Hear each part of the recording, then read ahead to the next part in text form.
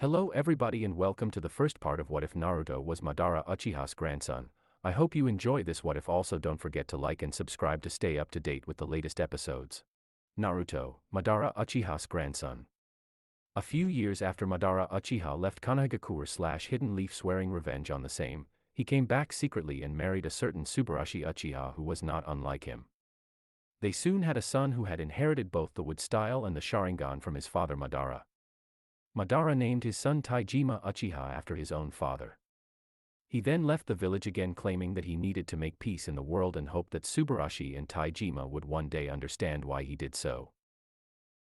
Soon after he left the villagers found out that Taijima was Madara's son. The village, including the Uchiha, outcasted Tsubarashi and Taijima because of who they were. Many of the villagers had tried to assault him as well. During the First Great Ninja War, Taijima started out in the academy. Though the only one who even considered him a good friend might have been Kagami.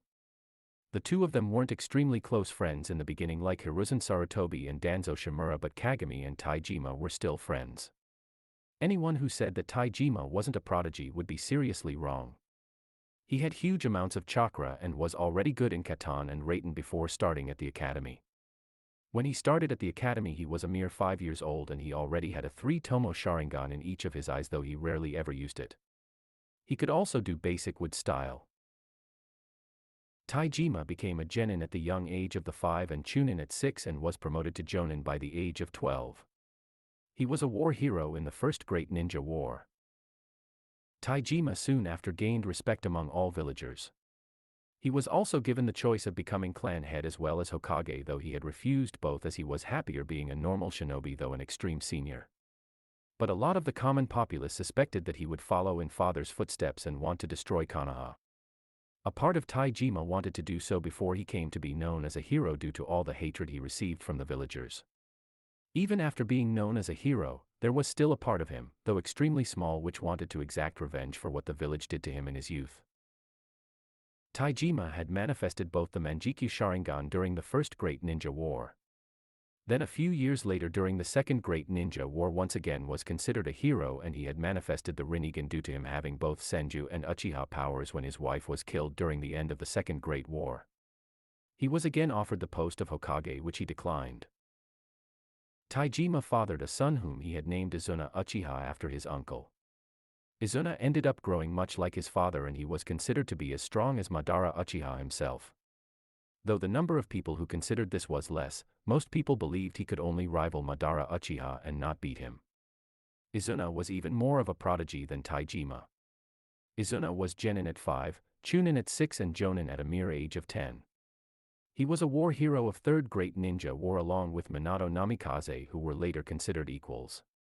He and Minato were extremely good friends, both having learnt from the Toad Sage, Jiraiya. One of the greatest victories of Minato was him having thwarted the chances of IWA in the war, and Izuna's greatest victory was having thwarted the chances of Kyumo in the war. Kyumo, IWA, and Kiri had formed an alliance to destroy Konoha after Minato had taken down over 1,000 IWA shinobi, from which Kyumo would get 50%, Kiri would get 40% and IWA a mere 10%. At least this way they would be on the winning side. Kyumo had chosen to attack Konoha head-on and in case they were stopped, Kiri would continue the assault, after which Konoha would not stand. Though Konoha might have been strong, it would be unable to take on two villages together.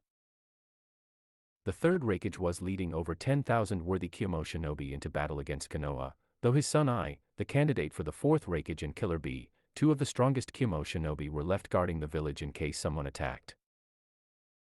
The news of Kyumo marching towards Konoha had reached the Konoha shinobi, hearing which Izuna marched head-on into the Kyumo troops led by the third Raikage. The Raikage was in battle armor. He had a scar on his shoulder. His scar made him look menacing and threatening. The 10,000 shinobi he led were no joke either. Each one was a level 2 jonin. Many of them could be called suicide on the battlefield to shinobi of their own rank. A few of them together could take down thousands of shinobi. They were all wearing Kyumo jonin uniforms. Their march shook the ground itself. They left nothing alive in their wake. This march could have been called the strongest march of all time. During midday, when the Kyumo shinobi were marching ahead, a young Konoha shinobi landed in front of them.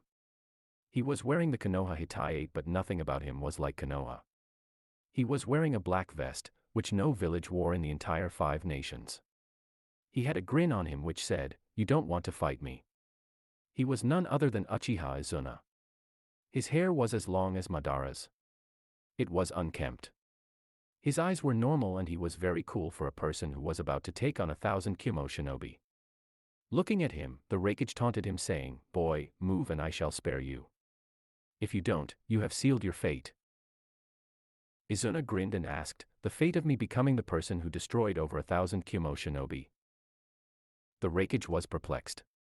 He was clearly not expecting such an arrogant answer from this Konoha shinobi. Then he examined him. He clearly looked like someone. Then it hit him. The Konoha shinobi standing in front of him looked just like the statue of Madara Uchiha which he had just seen a few seconds ago. This was clearly Madara Uchiha's grandson. He was exactly like Madara. Madara's son Taijima had retired after the Second War. Thus, this shinobi in front of him was Madara's grandson Izuna Uchiha. Though Izuna was an SS rank shinobi, but even an SS rank shinobi couldn't take on over 1,000 Kimo shinobi. The Raikage thought that he ought to be courteous and returned a grin to Izuna, though he was boiling on the inside.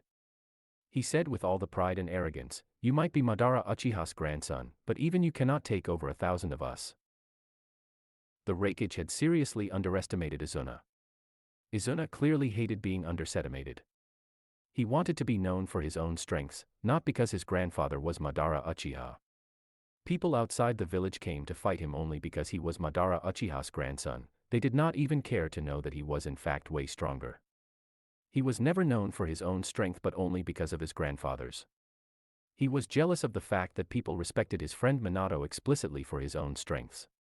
He hoped that this battle would change all of that. He wanted to prove to this Raikage who was looking down on him that he was way too powerful for these Kimo shinobi. The Raikage manifested his lightning armor covering his whole body. He said, "Let's see you take on me and my people and stay alive for the first 10 minutes. The Raikage and the remaining Kimo shinobi laughed a little. Izuna was infuriated. He didn't let any of that come and surface on his face. He knew that he was a true shinobi. The Raikage was right now the fastest shinobi alive, or so he was thinking until Izuna used his own lightning armor. His was much brighter than the Raikage's and seemingly much stronger. Izuna smirked and smiled in a way that creeped the Raikage out, and there was nothing that could creep him out. He said, "Let's see you survive for the first minute. Then we can talk about my survival." The Raikage thought Izuna had used his Manjikyu Sharingan to copy his move and had then improvised, but he was proved wrong when the lightning armor of Izuna got mixed with a black fire armor, the famed Amaterasu, flames that didn't die until they consumed their target. Izuna then used Susanoo. It slowly emerged. A pitch-black Susanoo. First the ribs, then slowly it turned into an entire skeleton. The Raikage gulped in fear. Then it grew up to become a full proper body. Then it developed an armor covering the body and it had reached the final stage. His Susanoo was darker than the darkest night. It was as big as a mountain. The killing intent radiating from it was unbearable. It was absorbing all the chakra around. The sun was not even visible. Soon, everything around became so cold that few of the shinobi started freezing to death. That was how unbelievable Izuna's Susanoo was. The Kimo shinobi started taking a step back and they started retreating. Even the Raikage wanted to retreat, but he would not destroy the pride of Kimogakure no Sato by retreating when faced with just one shinobi. He knew that boosted morale was stronger than any killing intent. He went to the farthest of Kimo shinobi ranks. He was going to do what was necessary for boosting their morale. He screamed with pride so that his voice could be heard by everyone, "Shinobi of Kimogakure no Sato, are we going to retreat at the face of just one shinobi? Are we going to deface and destroy the pride of our village at the face of just one shinobi? Are we going to shame our village by retreating against one person?" He added more strength to his voice and asked again, "Are we?" The Kimo shinobi bent their heads down in shame. A few of them even said in fear of death, "You are a Raikage. You might be able to face him fearlessly. But us? We aren't as strong as you are. We aren't as fearless as you are." The Raikage said angrily, "You are talking about fearlessness. You are feeling fear now. The Raikage wanted to kick those who had just said that. Why did they even come along if they wanted to retreat at the last moment? But now he couldn't possibly lose even one shinobi. He needed the support of all of them. He said, "Fearless you say? Let me tell you one thing, comrades, I am not fearless. Even I am afraid of war and fights, but look at me, do I retreat in the face of fear? Let me tell you all, my comrades, the more you face your fear the weaker it becomes. Fearlessness is not what is important. It is the courage to overcome your fear. Tell me, can we not beat this tyrant in front of us if we do it together? Together we can conquer the whole world. What is one shinobi compared to the whole world? Will you fight with me to the bitter end?" All the Kyumo shinobi now said in harmony, "We shall." The Raikage then said, "Let us show this tyrant what we Kyumo shinobi are made up of. To victory, my comrades, to victory." The Kyumo shinobi resounded together, "To victory." The Raikage felt that he had done a good job raising the morale of the shinobi. Izuna yawned and said, "That was inspirational and all, but are you guys planning to attack any time soon? If you won't, I shall come to hand death to you in a silver platter." This did the job of angering the Raikage and all the Kyumo shinobi. Now their actions would be led by their anger and not by their rationality. The Raikage angrily said, "Comrades, what is the strongest jutsu you are capable of? Whatever it is, use it to your fullest advantage and strike down this tyrant here and now, and let it be known that it was us who took down this tyrant. Let us make a mark here and now." The Raikage himself used his famed technique, Black Lightning, and hit the Susanoo head-on. But Izuna just hit him as though he was rubbing a fly of his clothes and clearly overpowered the third Raikage, who was smashed into the ground by the Raikage. The Raikage then said in disbelief, "Let my life go to hell. Kill this goddamned bastard of a tyrant." When he did so, the other remaining shinobi used the strongest lightning jutsu they could use against Izuna's Susanoo, but it was only strong enough to push him back slightly, and the Raikage went back again with his one-finger strike against Izuna, and this time it didn't even make him move back. This pissed off Izuna. He was originally going to make this slow and go easy on them, but clearly he wouldn't. He uttered, "Wood style, giant wood dragon." Just as he said that, his Susanoo developed a massive wood dragon on the inside and the Susanoo covered it. The Raikage watched it in disbelief. The amount of chakra in the Susanoo had just doubled. The Kyumo shinobi thought that he would eventually beat it together. Now all their hopes were shattered. They just stood there watching in disbelief as they knew death was coming for them, and it was coming very soon. The dragon wasn't the usual wood dragon. It was way larger. It had a complete human-like body. There were wooden scales all over the dragon. The dragon itself was brown in color with many different shades of brown to show the texture. It then unfurled its magnificent wings, which suited his Susanoo. The Raikage knew that he had to do something or his men would just forget about the village and start to flee. He manifested his own lightning armor. It was in the most glorious form possible. He said, "My comrades, this is nothing. We shall conquer this tyrant and anyone else Konoha sends at us. Trust me, I shall not let you down." This gave the shinobi some very needed morale boost again. The dragon now flew as high as it could. Then in the front of its mouth an orb was seen. Soon it became bigger. It was very dark. It was almost as black as Izuna Susanoo.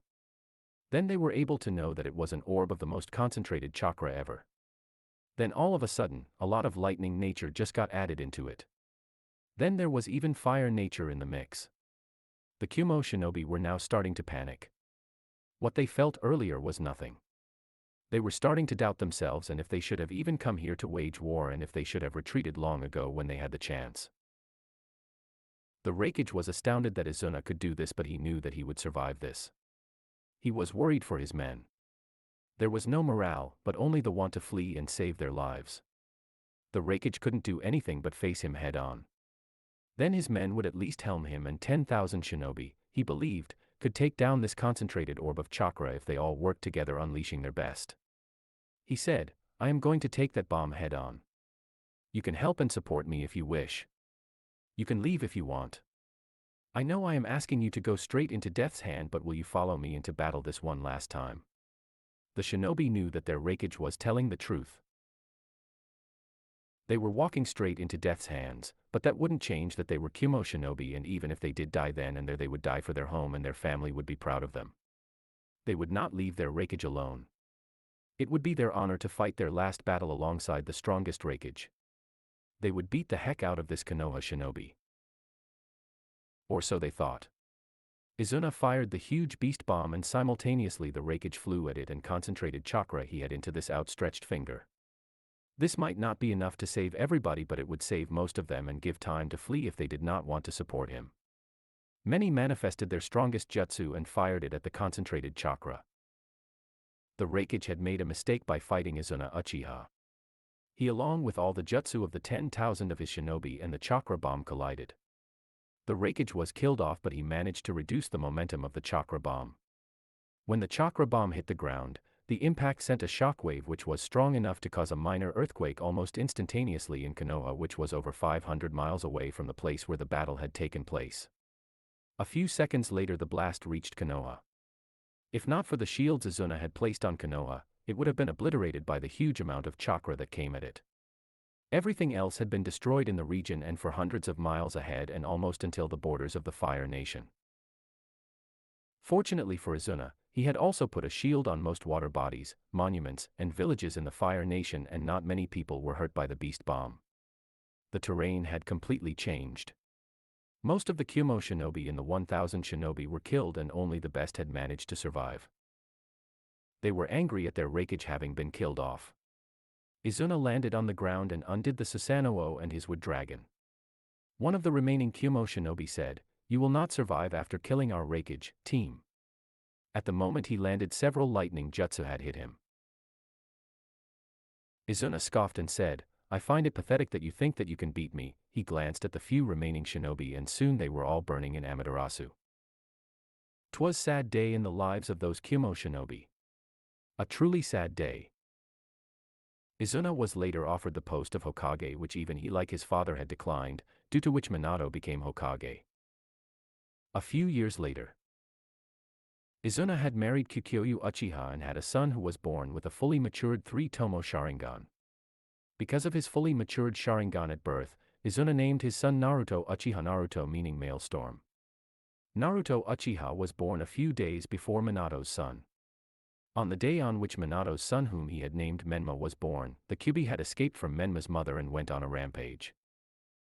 The day of the attack of Kyuubi. Menma had just been born, but the Kyuubi had been extracted from his mother, Kushina Uzumaki, by a mysterious masked man right after Menma's birth when the seal was at its weakest. She was very happy to see that her son was alive. Minato and Kushina kissed their son. He had blonde hair and 3 whiskers. He looked very cute. Minato said, "I shall protect you and Menma. I am after all the Yondaime Hokage." Saying so, he put on his Hokage cape and flashed away. There he saw a masked man controlling the Kyuubi. He went to fight him, but he phased into another dimension every time he got attacked. Minato outsmarted him, beat him, and also placed a Hiraishin seal on him. He then went along to the village to take care of the Kyuubi. There he met Izuna. Izuna was more or less sweaty. He said, "I get the most peaceful night's sleep in over 2 years, and you spoil it with this. What happened?" Minato explained what happened to Izuna. Izuna sighed in depression. He said, "You call yourself Hokage and let a mysterious masked man near your wife right after your baby's birth.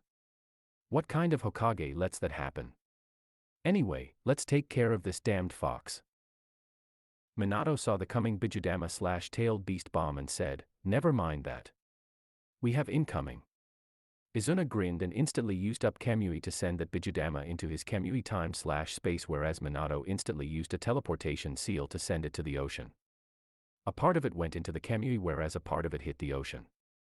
Izuna frowned and said, "It was almost as big as one I had used against Kumo. How in the hell did my grandfather control this beast?"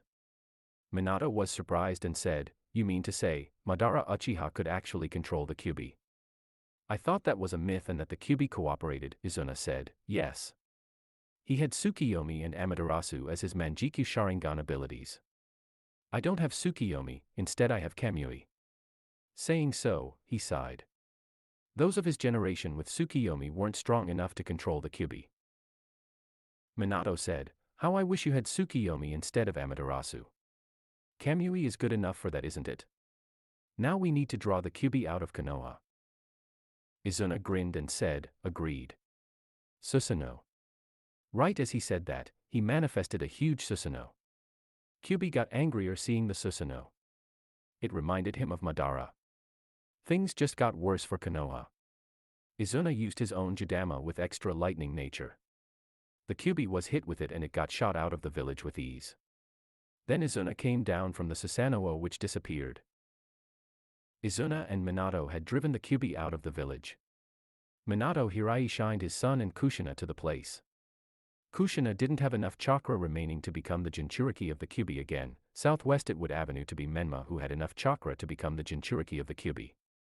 Izuna couldn't believe it. He asked in rage, "Oi, are you gonna seal the Kyuubi in a child? Have you lost your mind? He is not even a child. He is still a baby. Born a few minutes ago no less."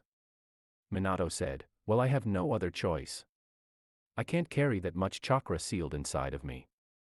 Neither can you. And thanks to your grandfather, Kyuubi goes nuts at your chakra. If he is sealed inside of you, you won't be able to control him. Besides, the kid has as much as if not more chakra than you." Izuna's face just sulked and he asked in a worried tone, "You do know that upon extraction of the Bijou, the Jinchuriki shall die. You know Kushina won't survive unless you seal him back into her." Minato said, "She is unable to do that. Why do you think I am sealing it inside Menma instead?" Izuna was still worried. He said, "He is still a baby, Minato. I am here. You are here. Why your son?" Just as he said that, the Kyuubi had recovered from the hit and had come back for a rematch with Izuna and Minato. Minato used the Death Reaper seal and sealed off half of the Kyuubi inside himself. Just then it saw the preparations for the sealing of him inside the baby right over there.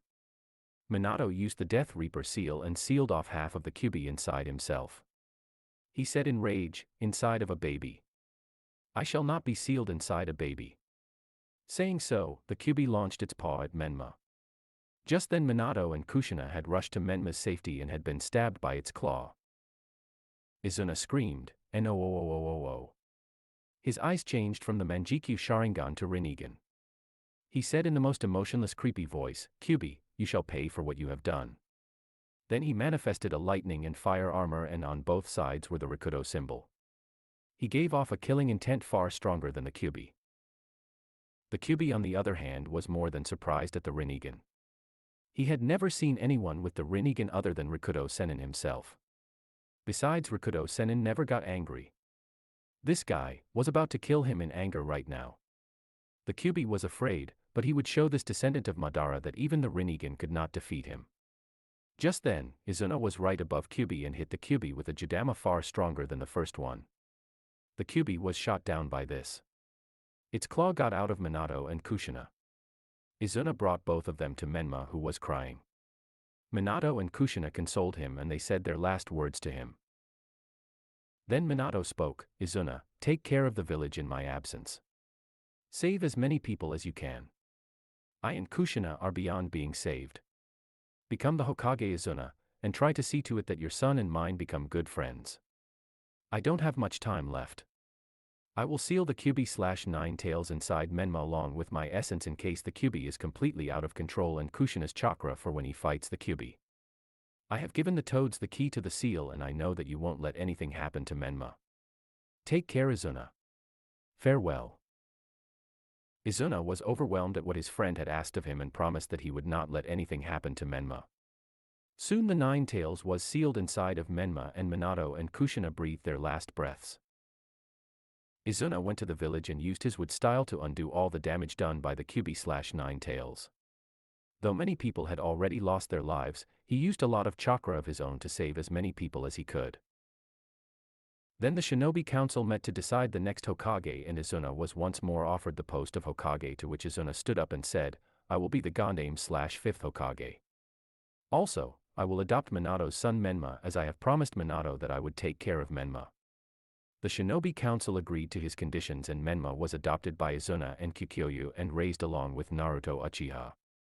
Izuna also drove out most of the civilians out of the administration and only those who were very influential civilians held their positions inside the administration.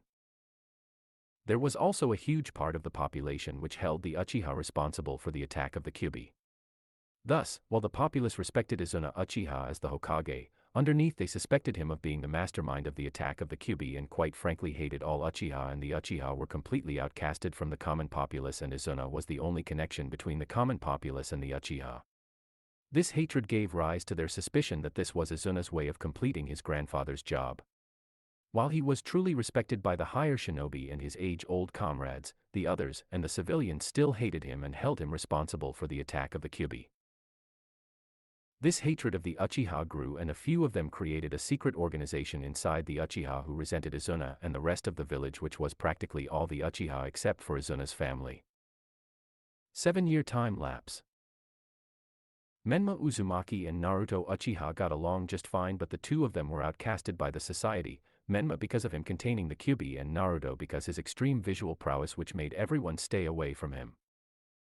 What Izuna never understood is why Menma always wore orange clothes. He had blonde hair not unlike his father's and his hair was a little spiky. He had a few whiskers on his cheeks. He had extremely blue eyes. He was extremely boisterous and sometimes didn't think properly. He really loved ramen. His love for ramen had developed when he had walked alone on the streets once to go to a place from where an extremely strong aroma of spices and delicious food were coming. The place was Ichiraku Ramen. When he entered Ichiraku's, Tuchi had welcomed him. When Menma entered most places people were usually scared of Menma, but it was not the case at Ichiraku's. They even treated him nicely. And boy was the ramen at Ichiraku's delicious. They didn't even ask him too much money for it, unlike most other. From that day on, whenever Kikyoyu allowed him to go outside, he went to Ichiraku's to grab some ramen. Menma also shared his parents' dream of becoming the Hokage. Menma had grown to be a strong young child trained from the beginning by the likes of Izuna Uchiha, and Menma had almost perfect chakra control, thanks to Izuna's training, and that summed up with his huge chakra reserves and the Kage Bunshin no Jutsu/Shadow Clone Jutsu taught by Izuna to him. Menma was on par with Chunin at a young age of 7. But even with all the training Izuna gave him, he still managed to find time to play pranks on people. Izuna sometimes regretted helping Menma with his chakra control, thanks to which he many a times completely humiliated the great stone faces of the 5 Hokage without being caught by any Jonin or Umbu. Man, that boy was the best prankster Izuna had ever seen. Menma had once dyed all he dresses of the Hyuga orange in broad daylight without anybody taking notice, and unfortunately for Izuna, Menma had used a futon jutsu to dry all the clothes, due to which it took the Hyuga over 5 weeks to get over it, and they were made the laughing stock of the village. And even worse for Izuna, he had to pay for all the damage done to the Hyuga and also had to pay for new clothes for the Hyuga. Boy did Izuna hate Menma's pranks, and yet in a manner Izuna was proud of his adoptive son Menma, who was able to pull off the above-mentioned feat like a true shinobi. But compared to Izuna's son, Menma was weak. Naruto Uchiha was on a completely different level compared to Menma. Izuna had trained Naruto himself, and Naruto Uchiha had manifested the Manjiki Sharingan, the Chokutomo, when his grandfather had been assassinated in front of his eyes as Kumo tried to abduct him. Unfortunately for them, they burnt in Amaterasu. 'Twas another sad day in the history of Kumo, a very sad day in their history. Naruto Uchiha could do the Amaterasu, Kamui, place genjutsu on people who were extremely resistant to genjutsu, and finally he could even do a level 1 Susanoo. He could do it style almost half as well as the first Hokage and had almost perfected Raiden and Katan. Naruto Uchiha was on par with most high jonin. Naruto Uchiha looked a lot like Madara Uchiha. He had spiky black raven hair. He usually wore dark blue robes. He too had a liking for ramen, but not as much as Menma. He was clearly not a prankster like Menma was, and was quite decent. His ideals were similar to those of his father and of Minato. His personality was kind of a mix between Madara Uchiha and Hachirama Senju. Shisui Uchiha and Itachi Uchiha would also sometimes train Naruto and Menma sometimes. Though Naruto and Menma didn't get along too well with Itachi's younger brother Sasuke, they got along just well with Sasuke's twin sister Mito Uchiha. Naruto would never understand why Sasuke was always so serious, so unlike his elder brother and younger sister. He had black spiky hair, though not half as spiky as Naruto's, and usually wore light blue clothes. He was a prodigy but not as much as Itachi. He was probably a few levels lesser than Menma and had 100 years to go before reaching Naruto's level. Mito Uchiha was much better than Sasuke. She had a good sense of humor. She was mostly cheerful, rarely ever lost her temper. When she did lose her temper, she was one of the very few persons who ended up scaring Naruto, and Naruto was usually only scared by his parents and entire hordes of ninja which his father had shown him in a genjutsu to retell one of the battles he had fought. Mito usually wore dark red clothes and had short spiky hair. She was a prodigy better than Itachi and was much stronger than Sasuke as well as Menma. But she was not even a fifth as strong as Naruto, though people firmly believed that she would one day be at his level. Mito and Sasuke's mother Mikoto also used to visit them a lot, since Izuna and Mikoto were childhood friends, and Menma's mother Kushina and Naruto's mother Kaikyu and Mikoto were best friends in their youth. Menma and Naruto treated her just like the way they treated their mother, and she also had a motherly love for Menma and Naruto. Outside the Hyuga compound.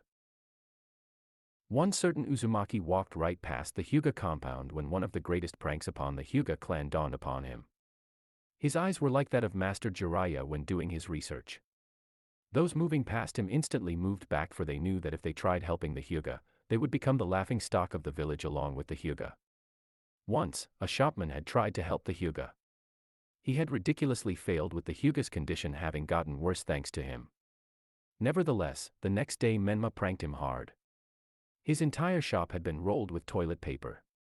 Upon that, a good portion of his shop had been painted orange.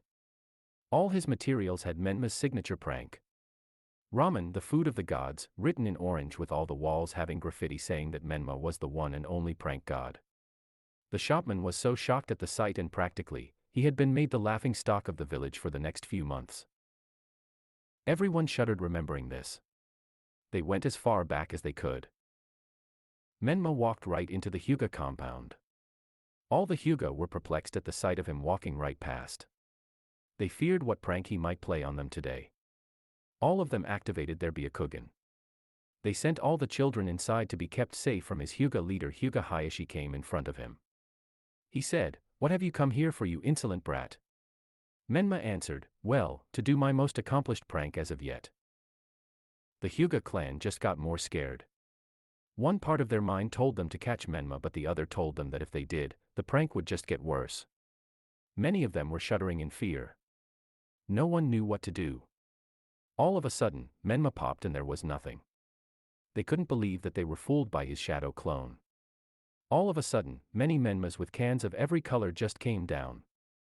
Menma shadow clones outnumbered the Hyuga clan 3:1. They couldn't believe this. All of a sudden, even more Menma shadow clones appeared. Everyone was scared to the core. Then they said, "For our honor and self-respect, let us take care of this insolent brat." Saying this, they all rushed at the Menma clones and started using 8 trigrams. Yet they failed. Menma succeeded in painting all the Hyuga red, orange, blue and black. The Hyuga could not believe this. Menma had just outsmarted them and beaten their Byakugan. Plus, thanks to the 8 trigrams they just used, all the paint had spread throughout the compound. They were utterly shocked and saw Menma, who was laughing away to glory. Hayashi asked, "Are you done now, insolent brat?" Menma said, "I am not yet done, Ji-san. This is but the first act. The second act and the climax are yet to come by." Hee. Menma had not only damaged the Hyuga clan property, but also he had effectively damaged the pride of the Hyuga by now having beaten their famed Byakugan and 8 trigrams for the 50th time. They were all beyond despair. Only one certain young Hyuga wasn't angry at this but merely impressed. If Menma hadn't been pranking them every time he beat their 8 trigrams, he would be commended as a fine warrior and respected, but due to him always pranking the Hyuga, he was hated by all of them except Hinata, who basically started liking him more every time he beat their 8 trigrams. Then many shadow clones of his came over with many tubs of plain water and some with cement. The Hyuga now just wanted to flee, but Hayashi was not going to disgrace his clan by fleeing against a child being A-ranked ninjas. He said, "My fellow Hyuga clan members, we have nothing to lose now. Let us not disgrace ourselves further by fleeing against this young boy." The Hyuga clan was rallied once again as they faced the Menma clones. They once again used 8 trigrams, this time with rotatio. Unfortunately for them, it had the exact opposite effect they had hoped for. Many of them were now cemented and fixed to a place. Now they truly had nothing to lose. Menma had effectively ridden them of all their pride and self-respect. Now some of them fell down to their knees, unable to move. They said, "Please stop, you insolent brat. You have pranked us enough." Menma said, "I am not yet done, Datebao." Frankly, many screams could be heard in the Hyuga compound, and those outside were so scared they ran away as far as they could. Then instantly, Menma jumped up and many of his clones popped up and a rain of orange paint fell in the pattern which read, "Ramen is the food of the gods." Menma then walked out of the Hyuga compound with the smile of a triumphant general who just won a war most gloriously. No Hyuga walked out of the compound until the day of the burial of the Uchiha clan after their massacre. The Hokage Tower. Izuna was in the Hokage's robes. He had recently gotten his hair cut. They were short yet unkempt as usual. He was wearing a plain white dress today, unlike his normal black clothes. He was sitting behind the desk and thinking about the Uchiha coup d'etat.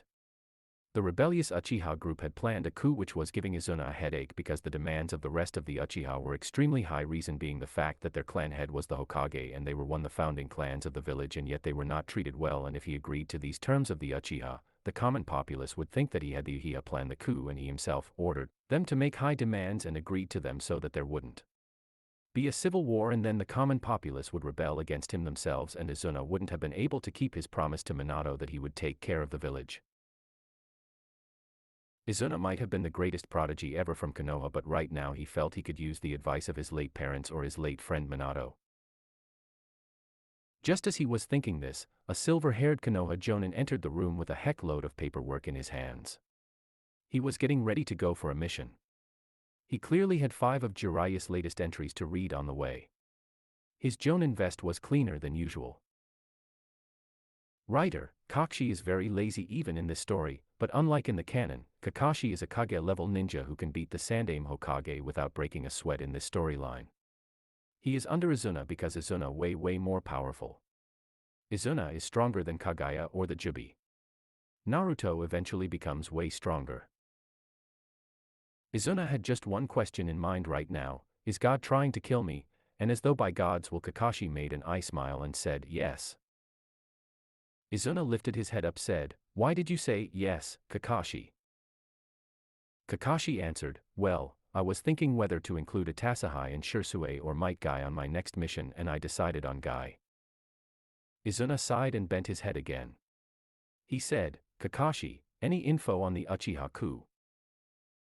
Kakashi kept the paperwork on Izuna's desk and said, "Well, they are still on the same standpoint as they were a week ago."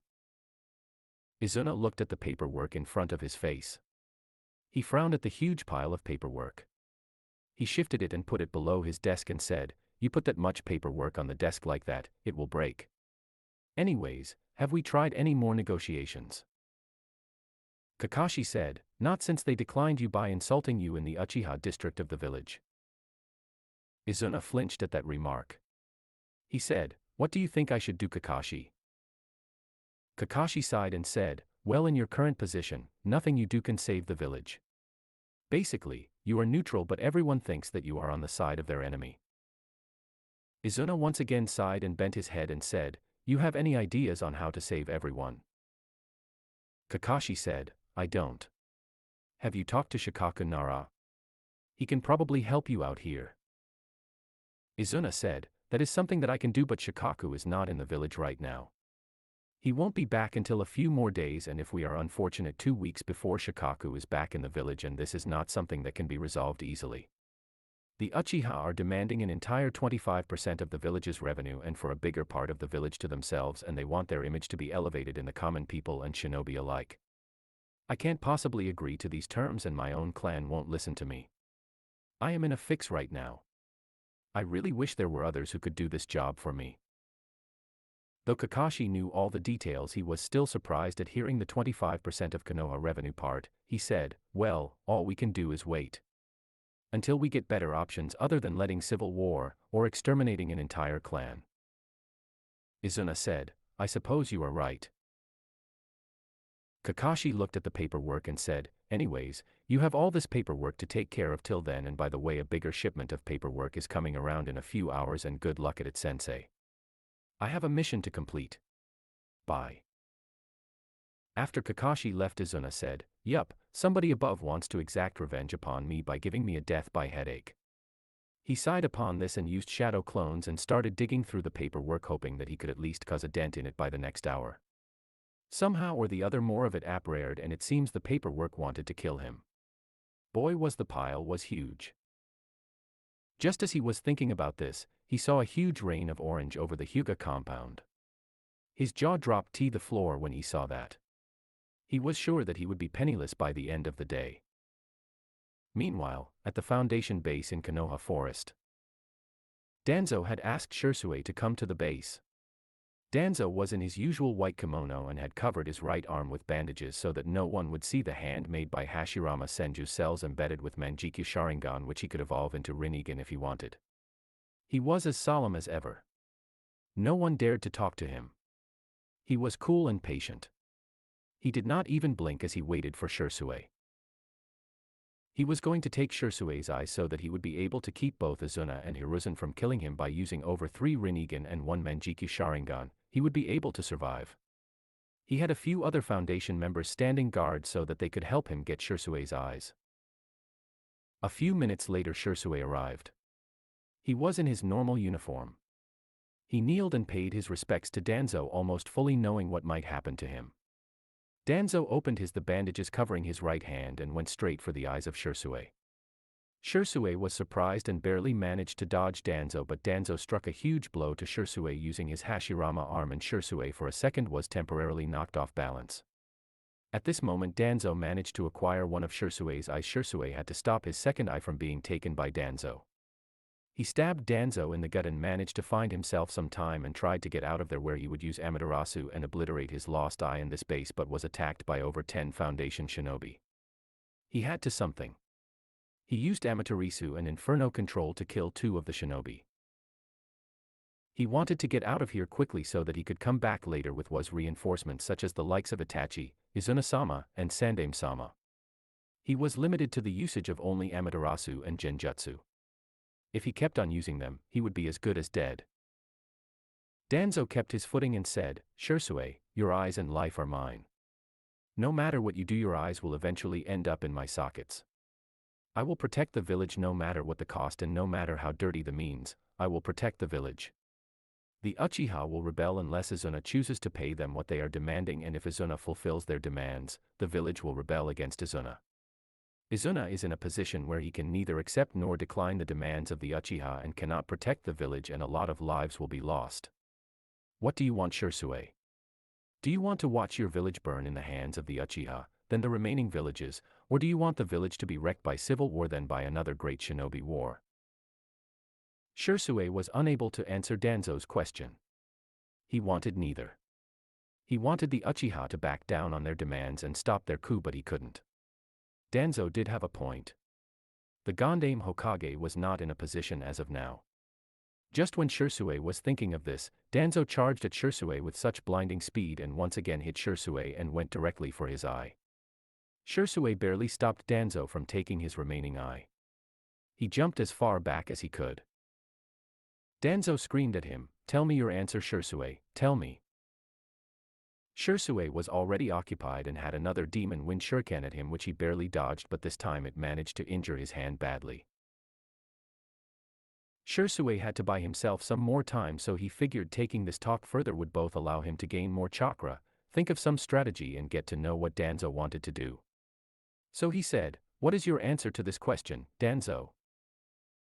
Danzo was not expecting this but was prepared for it anyway. He started moving towards Shisui.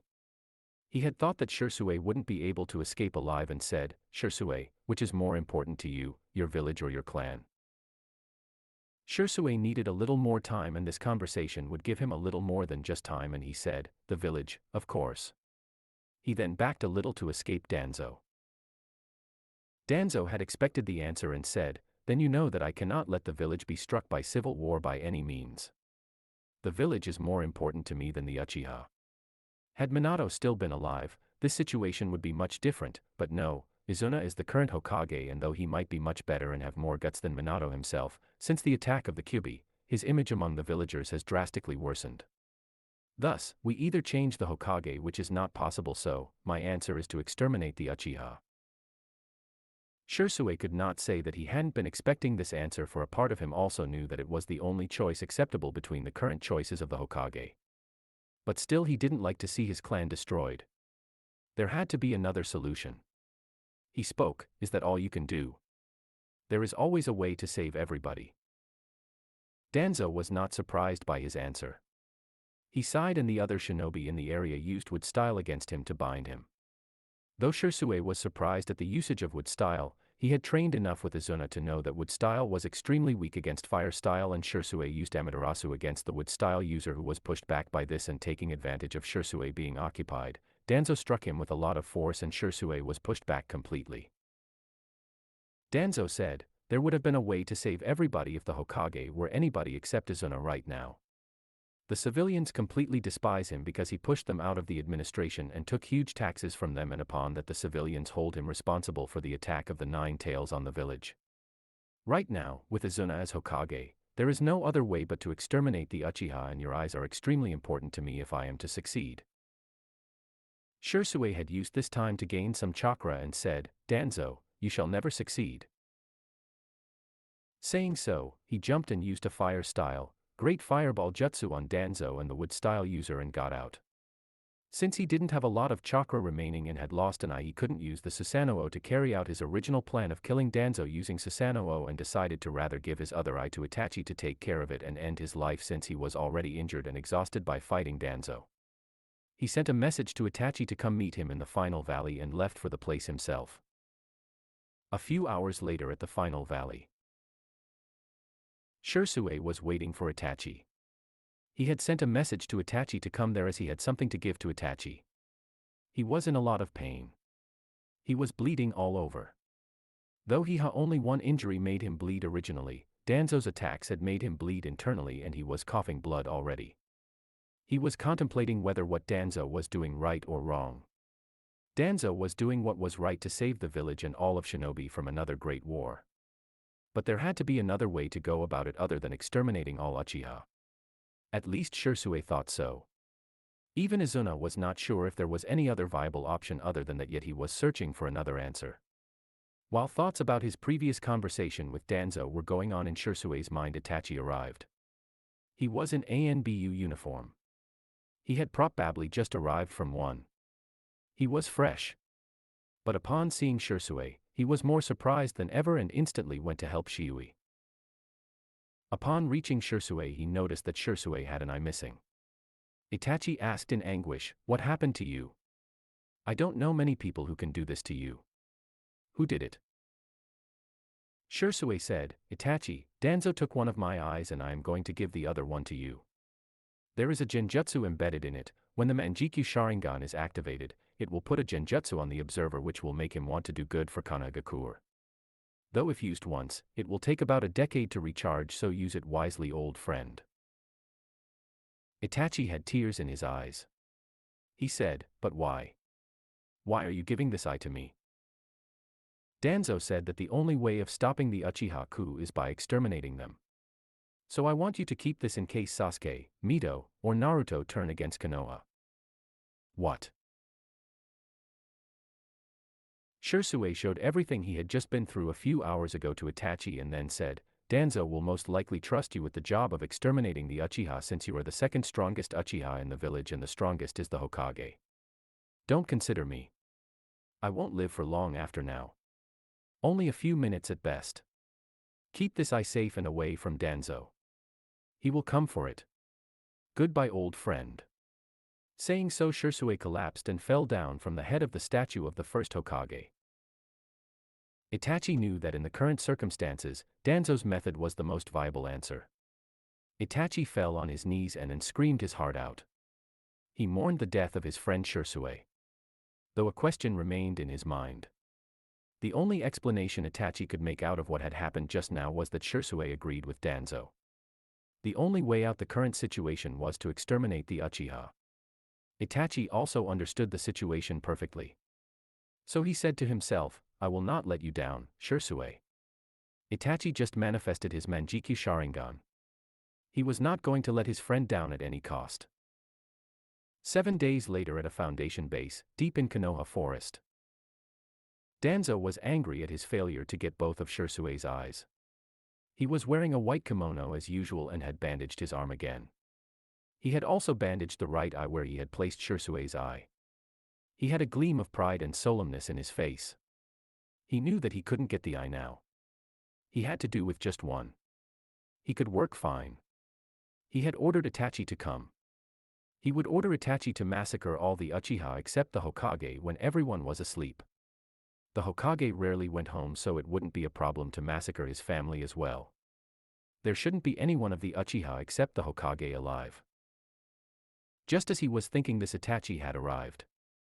Itachi looked as solemn as Danzo and he had just the slightest glint of anger in his eyes which Danzo failed to notice as he was bowing down. Danzo spoke, Itachi, I have a very important task at hand for you.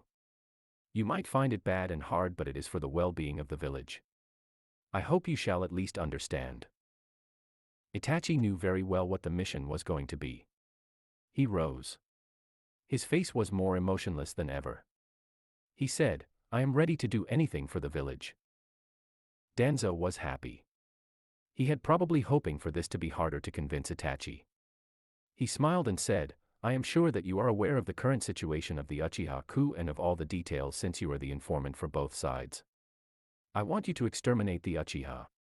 You already know of the coup your clan is planning. Better me. The Hokage is in a situation where he cannot do anything without causing a civil war right now. I think you understand. Yes, sir. I understand. I shall be taking my leave. The Uchiha will be exterminated this night. Danzo was more surprised than ever. He hadn't been expecting it to be so quick, but Itachi was a shinobi completely devoted to Konoha. An hour later, in a cave in Konoha Forest. Itachi came here to meet a person who claimed he was Madara Uchiha, whom he had been tracking for a few months now. That person was standing right in front of him. He had mask over his face with a single hole revealing his eye, which was a Manjiki Sharingan. Itachi wasn't surprised. He just stood there. He was in the ANBU uniform. He gave of a creepy vibe. He spoke, you are not Madara Uchiha. Madara Uchiha had the Chokutomo Manjikyu unlike yours. Besides, I know that Madara's chakra is similar to the Hokage's. It is nothing like yours. The person claiming to be Madara spoke, Madara Uchiha is not a person, rather an idea. I am the successor of that idea and thus, I am Madara Uchiha. His descendants are a disgrace to his name and his ideas have been passed on to me. It was a proclamation. He was confident in his voice. Itachi was still emotionless and more stern than before. He said, whatever, I need your help to exterminate the Uchiha clan, Madara too. Madara too slightly laughed and said, I will be extremely happy to help you out. Itachi then said with sureness in his voice, we exterminate the clan tonight. Be there. I need your help. I might be a strong ninja, but even I can't exterminate the entire Uchiha clan by myself. Madara too said in Songaiden voice, I already told you, I will be glad to help. Meanwhile in Konoha, 3 days ago. Naruto had received the news that Sasuke had disappeared. Many people presumed he was dead. Naruto had really hoped that Sasuke was still alive. But the blow came to him when his father Izuna had told him, Sasuke is dead. Naruto had been extremely close to Sasuke. He had been an elder brother to him. Naruto had thought that Sasuke would always be with him as an elder brother. This was a huge blow to Naruto. Even more so to Mito, who had been even closer to Sasuke. They were all mourning for him. Shirsue's body was never found and they could never have a proper funeral for Shirsue. The day of the Uchiha massacre. Naruto had gotten over the death of Shirsue and so had Mito. Sasuke, Naruto, Menma, and Mito were training near the Uchiha shrine. Naruto was wearing a dark blue robe. It had a fan on the back which was divided into two halves, the top half in red color and the bottom half in white. This was the Uchiha clan symbol. He was training to improve his lining style.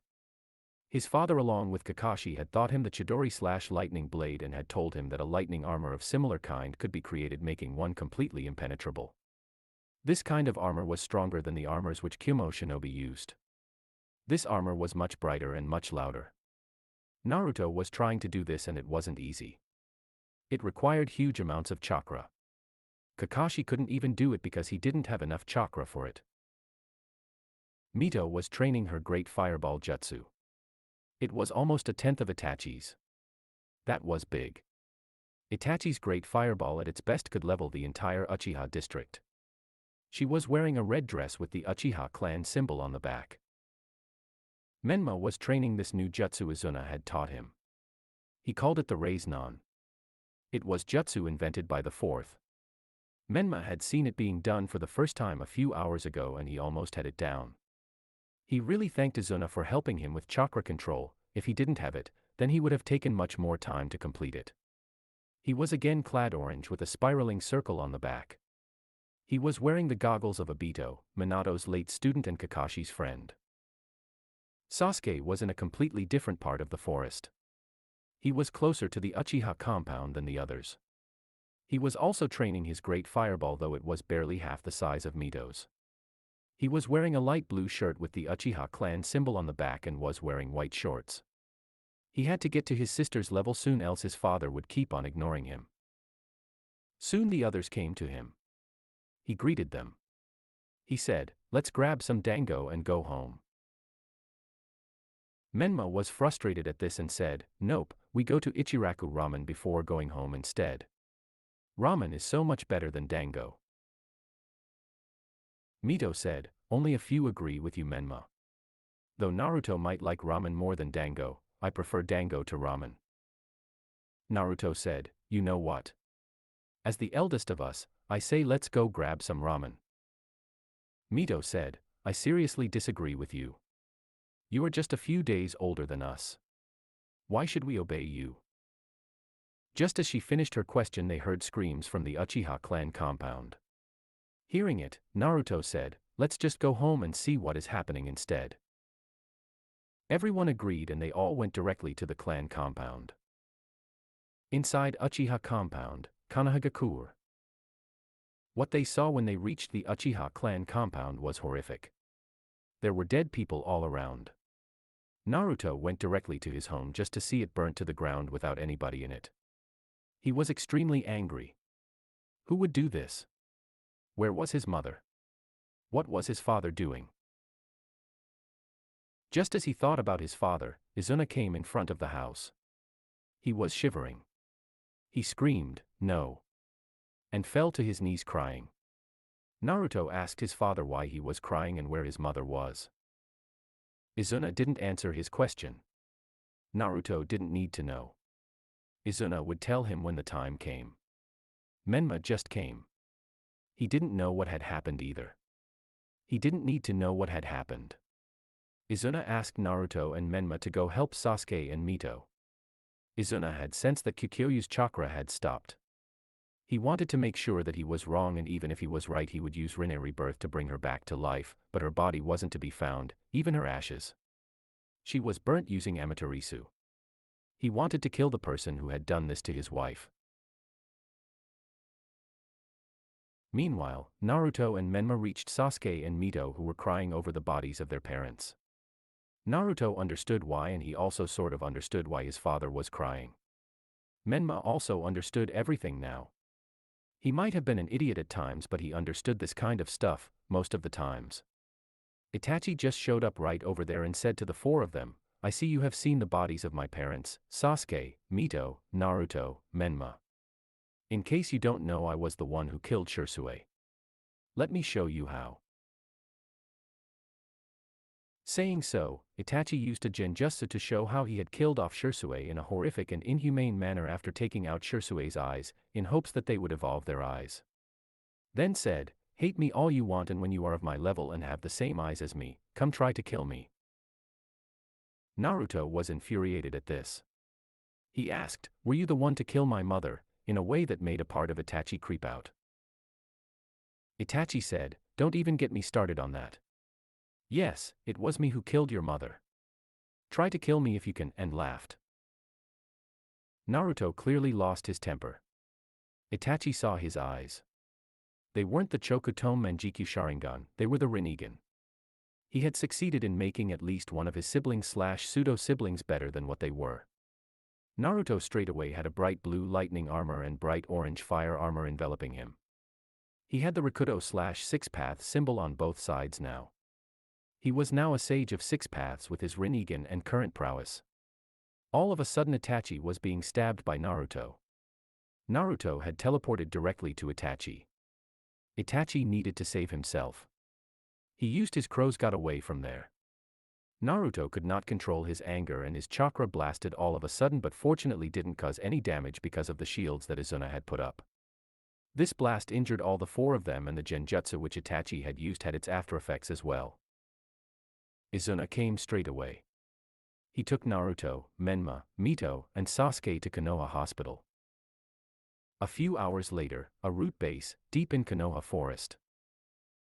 After taking the kids to the hospital, Izuna and the Sandaime were going to the root base to kill Danzo. Despite the fact that his intentions were to protect the village, this was not the way to go about it. Izuna had planned on beating the members of the coup to a pulp if they did not stop the coup, but Danzo had already killed the clan. There were other ways. There were always other ways to protect the village. Izuna wanted to kill Danzo right away. He and the Sandaime reached the root base soon. Danzo had been waiting for them. If all went well and he got his way, he would still have a say in many important matters of the village. Izuna said, "Danzo, if you surrender now, I won't kill you." Danzo had been closing his eyes. Izuna didn't know why, but knowing Danzo, he was probably up to no good. Danzo laughed and said, "And what if I don't surrender?" Izuna was extremely angry. He said, "If you don't surrender, I will kill you." Danzo said, "Let me see you try, grandson of Madara Uchiha." Saying so, Danzo opened his eyes. Izuna was enraged upon seeing Danzo's eyes. They had the Rinnegan. He also had many Sharingan embedded in his right hand, which was composed of the cells of Hashirama Senju, the first Hokage. Izuna said, "I am so going to kill you, you bloody thief." Danzo said, "Oh, I am a bloody thief now." He laughed a little. His tone changed. He said in a stern manner, "Tell me, how was it that your grandfather got the Rinnegan, Izuna, tell me." Izuna got even more angry.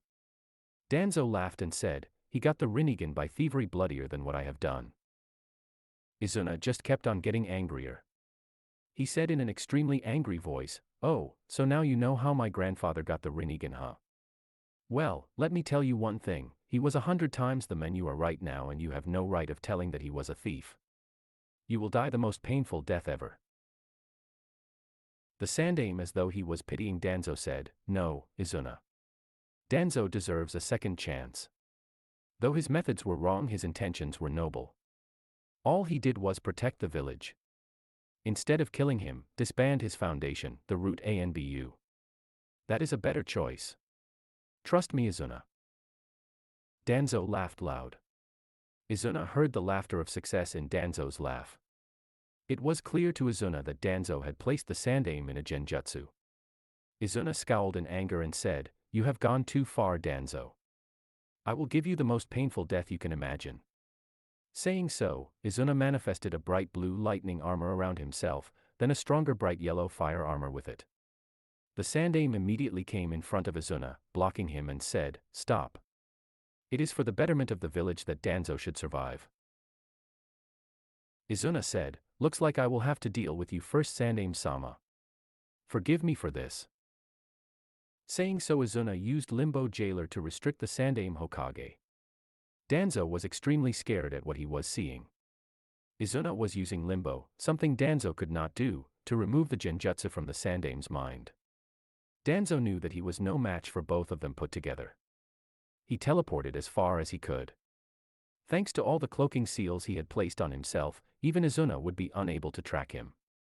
He would stay in the shadows until the time arrived for him to resurface. That was the right thing to do according to him. Meanwhile, Izuna removed the genjutsu from the Sandame and noticed that Danzo was nowhere in sight. He infused chakra, but he could not sense Danzo anywhere. Izuna screamed in anger and frustration. He was extremely angry because he could not get Danzo.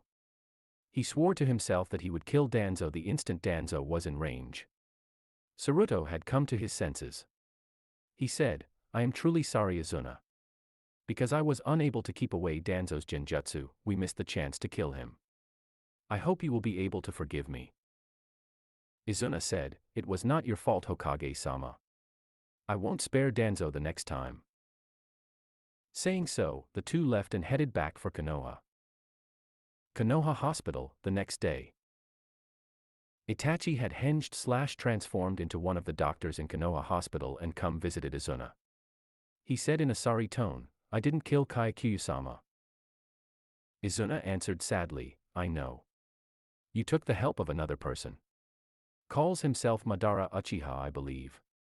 What he didn't tell Itachi was that she had burned herself. She had cancer for a while now, and while he had expected her eventual death, this tipped him over and caused him to awaken a higher version of the Rinnegan, which he liked to call the Manjikyu Rinnegan, and it gave him the ability to travel through time. Itachi became emotionless again and said, "Yes, Hokage-sama." Izuna asked in a very serious tone, "Did you see anything about him? Did you recognize his chakra signature?" Itachi answered, "No, but he did have the same Manjikyu sharingan as Kakashi." Izuna said, "Do you know how to contact him?" Itachi answered, "No. I just happened to see his Manjikyu. Asked him who he was and he told he was Madara Uchiha. I just followed him ever since. He is extremely hard to track. The day I asked him for help, I just happened to recognize his chakra. Went and asked his help. He offered it. I took it." Izuna said, "His chakra signature reminded me of one of Minato's deceased students, Obito. He was the one who caused the attack of the Kyuubi on Konoha. Anyways, I have a job for you.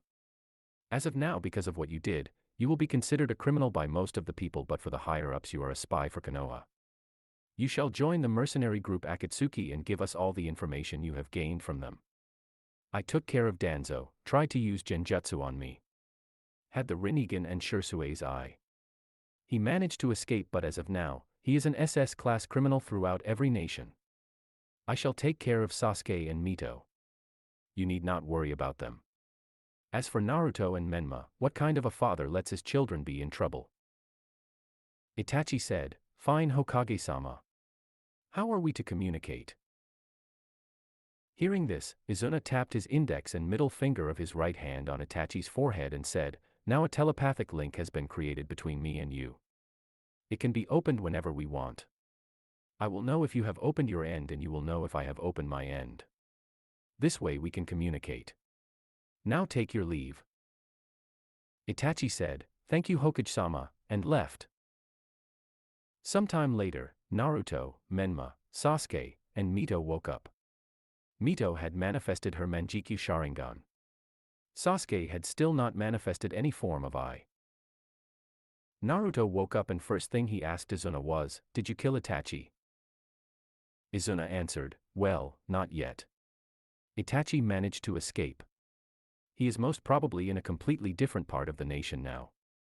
I have lost enough of my people today. I can't afford to lose more. We can send a search party after him later. First we need to have a funeral for all the dead and pray for their peace."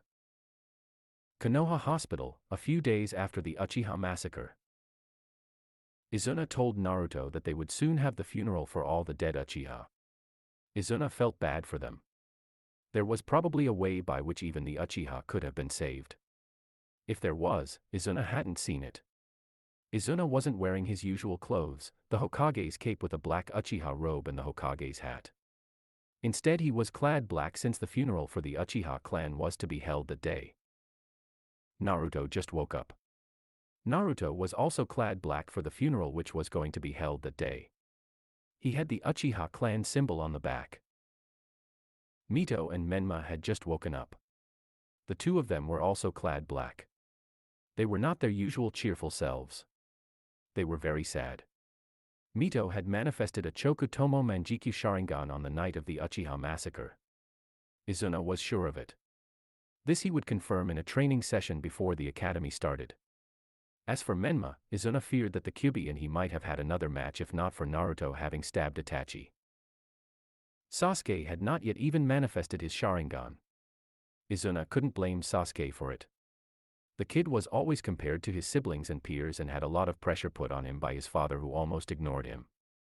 Sasuke always wanted to prove himself but not once had he gotten his father's attention.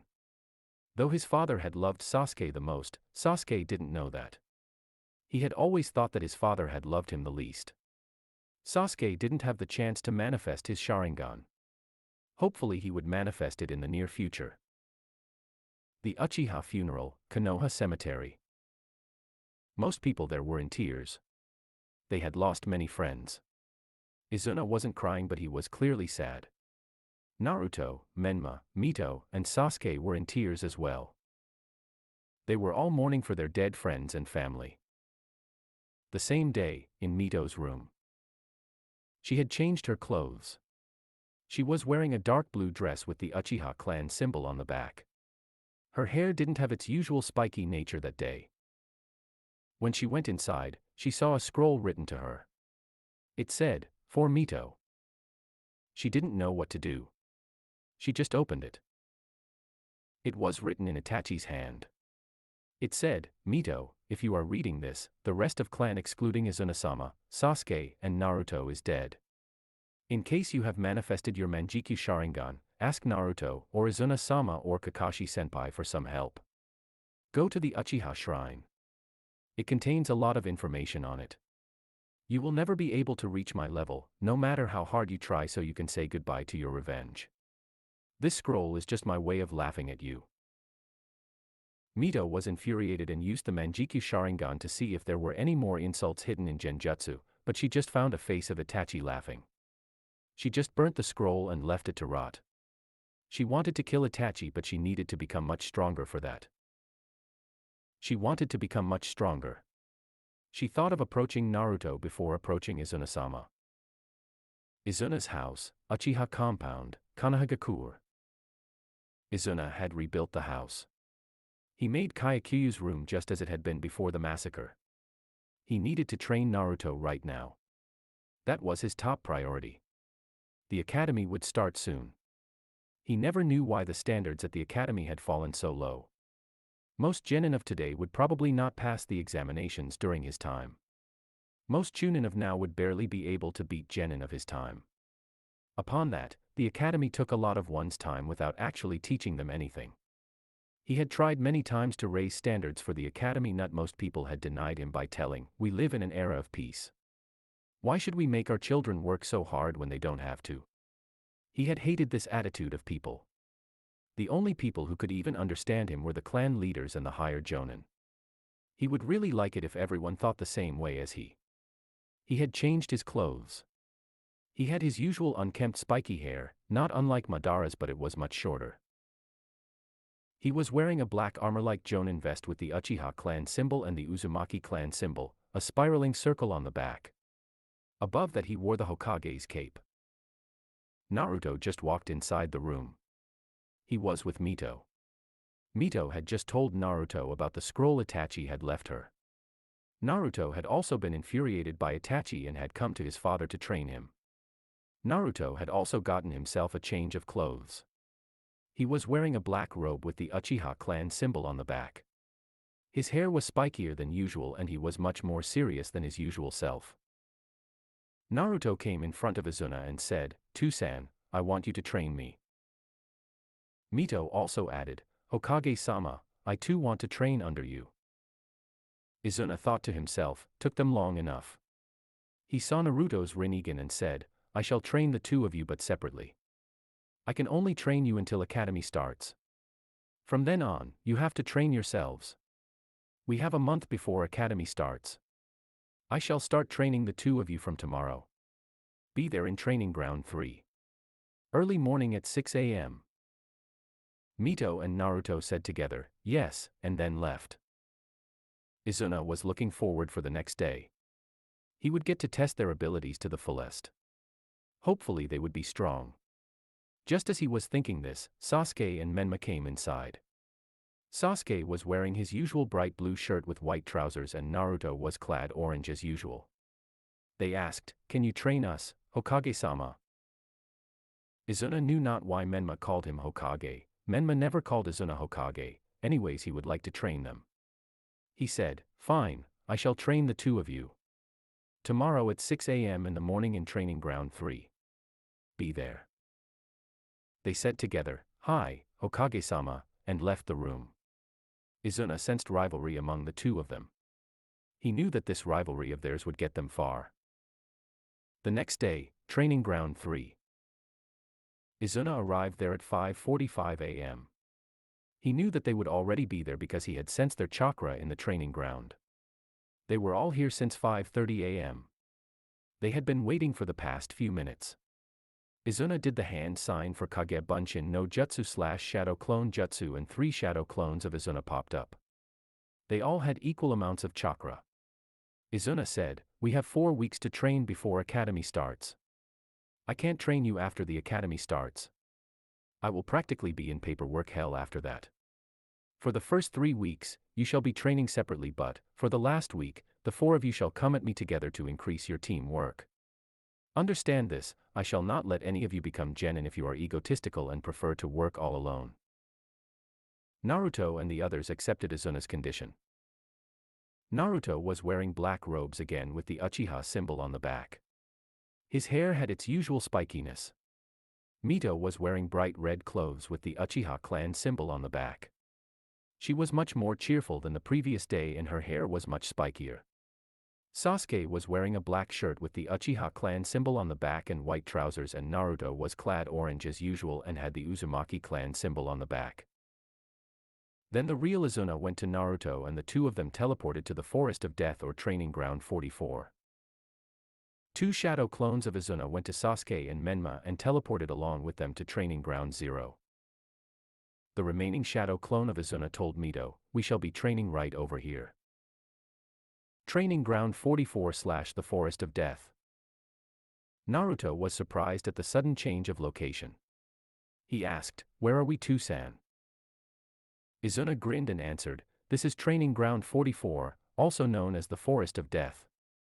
Right now, we are the only people in here but there are many beasts which can take your life if you are not careful in here. Now you have manifested the Rinnegan. Do you know what it can do?" Naruto did not know what his father was talking about. He excitedly asked, "What is the Rinnegan?" Izuna wasn't surprised that Naruto did not know. After all, the Rinnegan was only possessed by 3 people alive, Izuna, Taijima and now Naruto and many people did not even know what it was. Izuna had not expected Naruto to know the answer and asked him, "What do you see when you see in my eyes?" Naruto lost his enthusiasm at such a question. He answered, "A white eye with 6 concentric circles and 3 tomo in every alternate circle. I suppose it is an enhanced version of the sharingan." Izuna smiled and said, "You are not completely of the mark but you are still wrong about my eye being an enhanced version of the sharingan. Let me ask you another question.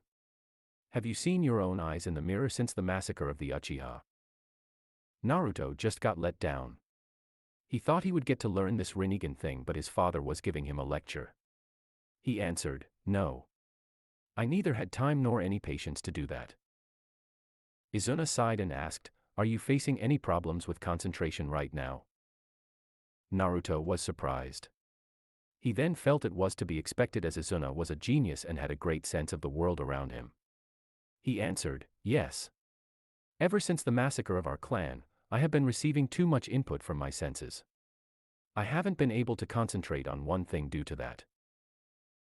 Izuna switched to a tone of a teacher and asked, "Do you know why you are receiving too much input from your senses lately?" Naruto didn't know why his father was asking him such questions today. He answered, "No. I don't know why I am receiving so much input." Izuna smiled said, "Well, that is because your eyes are the same as mine."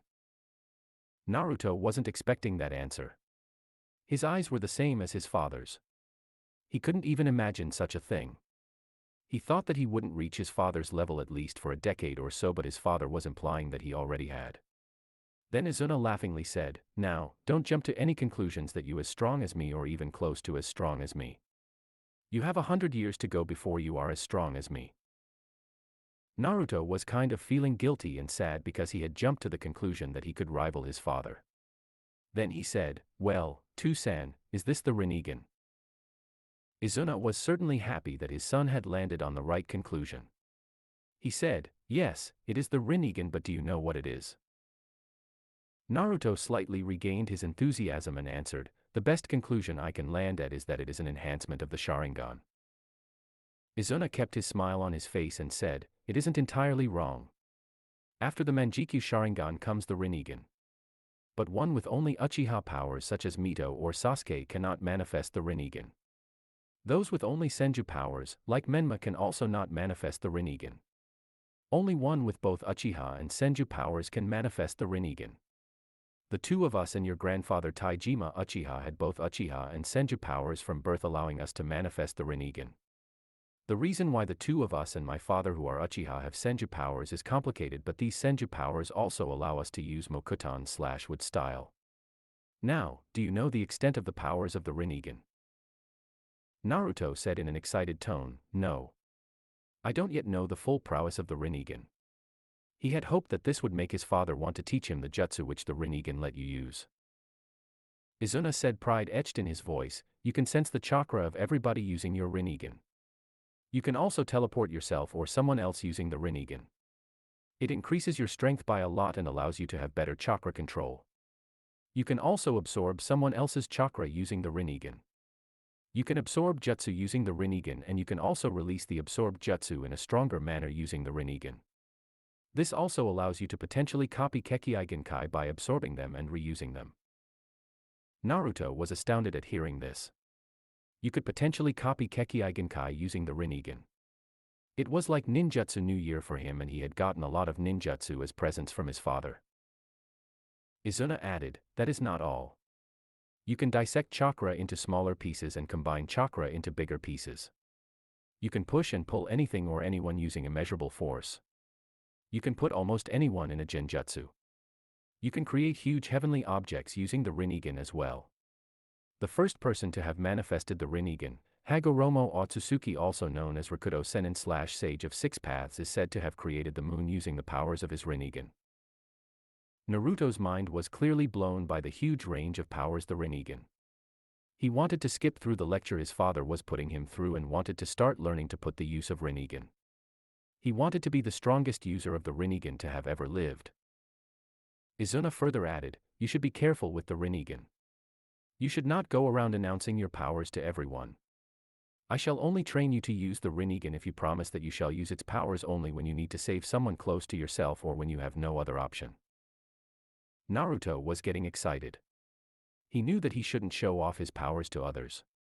He told his father, "I promise to use the Rinnegan when I have no other option at my hand. Can we start training now?" Izuna said, "Agreed. But first you need to work on your basic Kamui, Amaterasu, Susanoo, and your chakra armor." Naruto was clearly not happy at this. He wanted to learn to use his Rinnegan, but his father wanted him to first perfect his Manjikyu Sharingan abilities. He understood why, but he really wanted to master his Rinnegan. This blew away all his excitement and enthusiasm down the drain. Izuna looked at Naruto's saddish face and said, "Though your level 3 Susanoo more than enough for your age, your Kamui, Amaterasu, and chakra armor can use a little more practice. Now we shall practice these 3 over the first week, then we can start on your abilities with the Rinnegan. Today and tomorrow we shall concentrate on your Kamui." Naruto was happy that he could practice his Rinnegan abilities for 2 weeks in which his father would train him separately. All of a sudden a few kunai came lashing out at him. He did the only thing that came to his mind. Used Kamui on all of them, and thankfully he had succeeded. He saw Izuna grin. He made a mental note to himself, be all the more alert when Tusan grins in the middle of a training session. Else, you will find yourself dead in the next second. While he made the mental note, about 100 or more kunai just came at him. He tried his best not to die. Meanwhile in Training Ground 3. Shadow Clone Izuna smiled and told Mito, I shall train you right over here. Before that, manifest your Manjiki Sharingan. But be wary. If you use your Manjiki Sharingan too much, you will go blind and you will have to transplant the eyes of someone who is close to you by blood who has also manifested their Manjiki if you want to keep your vision intact. This is called the Eternal Manjiki Sharingan. Mito was aware of her Manjiki Sharingan, though she was perplexed about the fact that she would go blind if she overused the Manjiki and she had to take the eyes of a close blood relative if she wanted to keep her vision intact. She had felt her Manjiki the day of the Uchiha massacre. She immediately did as she was told. Her Manjiki was the same as his grandfather's before he had attained the Eternal Manjiki Sharingan. Shadow Clone Izuna sternly told her, try to cast Tsukimi on me. Mito did as she was told. She channeled chakra into her eyes. She tried to use Tsukimi. Itachi had done it many times. She tried hard but she was completely unable to use it. Shadow Clone Izuna understood that Tsukimi was not one of Mito's Manjiku's abilities. He told her, I don't think Tsukimi is one of your abilities. Thus, I think Amaterasu and Kamui are the abilities of your Manjiki Sharingan. Try to send this kunai into your Kamui time-space. Concentrate on sending this kunai into a Kamui time-space. Saying so, he took a kunai and placed it on the ground. He observed it carefully for results. Mito once again channeled her chakra into her eyes and tried to make the kunai go to another dimension. A small swirl began in the position of the kunai. It was working. The kunai was starting to go to another dimension. But the swirl stopped and only a small part of the kunai had gone to another dimension. She got sad at the fact that her Kamui didn't work perfectly. Shadow Clone Izuna looked at her face and said, don't worry. You did your first time better than Naruto. He wasn't even able to break the kunai in his first go. Though now, he can probably send a moving kunai into his Kamui time-space and break a huge tree into half like you just broke the kunai into 2 parts.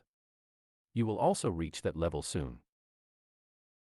Mito was actually celebrating at the fact that she was able to do Kamui better than Naruto. At least, her first go was supposedly better than Naruto's. Shadow Clone Izuna said, this week, we shall concentrate on your Kamui. Mito was excited to increase the extent of her Kamui. Meanwhile in Training Ground 0. Menma and Sasuke were brought here by 2 shadow clones of Izuna. One of them took Sasuke to one part of Training Ground 0 and the other shadow clone took Menma to another part of Training Ground 0. The part of Training Ground 0 to which a shadow clone Izuna took Menma. Shadow Clone Izuna asked Menma, what do you know about shadow clones except for the fact that they take a lot of chakra? Menma casually said, I don't know. Why would I know, as though it was unnecessary to him. Izuna hadn't been expecting anything else from Menma. He said, do you receive memories from your shadow clones when you use them? Menma was surprised. He said, I do not remember anything of that sort. Shadow Clone Izuna made another shadow clone and called it Shadow Clone Izuna 2 and asked Menma to make his own shadow clone. Menma made one. Shadow Clone Izuna 2 and Shadow Clone Menma went to a place where the original Menma couldn't hear them. They made a bet which Menma won and then dispelled. Once they dispelled, Menma jumped in happiness when he got to know that Izuna would later get him ramen at Ichiraku Ramen. Shadow Clone Izuna didn't care about it for he knew this was inevitable as Menma would have clearly asked for Ichiraku Ramen while going home. Then Izuna said, you see, there is a memory relay system in shadow clones. You know how to use them perfectly and keep them intact for a long time. You can also share chakra among your shadow clones. Menma was celebrating as though he didn't care about it. He perhaps listened to no other part than the memory relay system and chakra sharing. Shadow Clone Izuna put his arm to his head and said, now we shall work on your Raiznan. Show me your Raiznan. Use it on the ground right over here.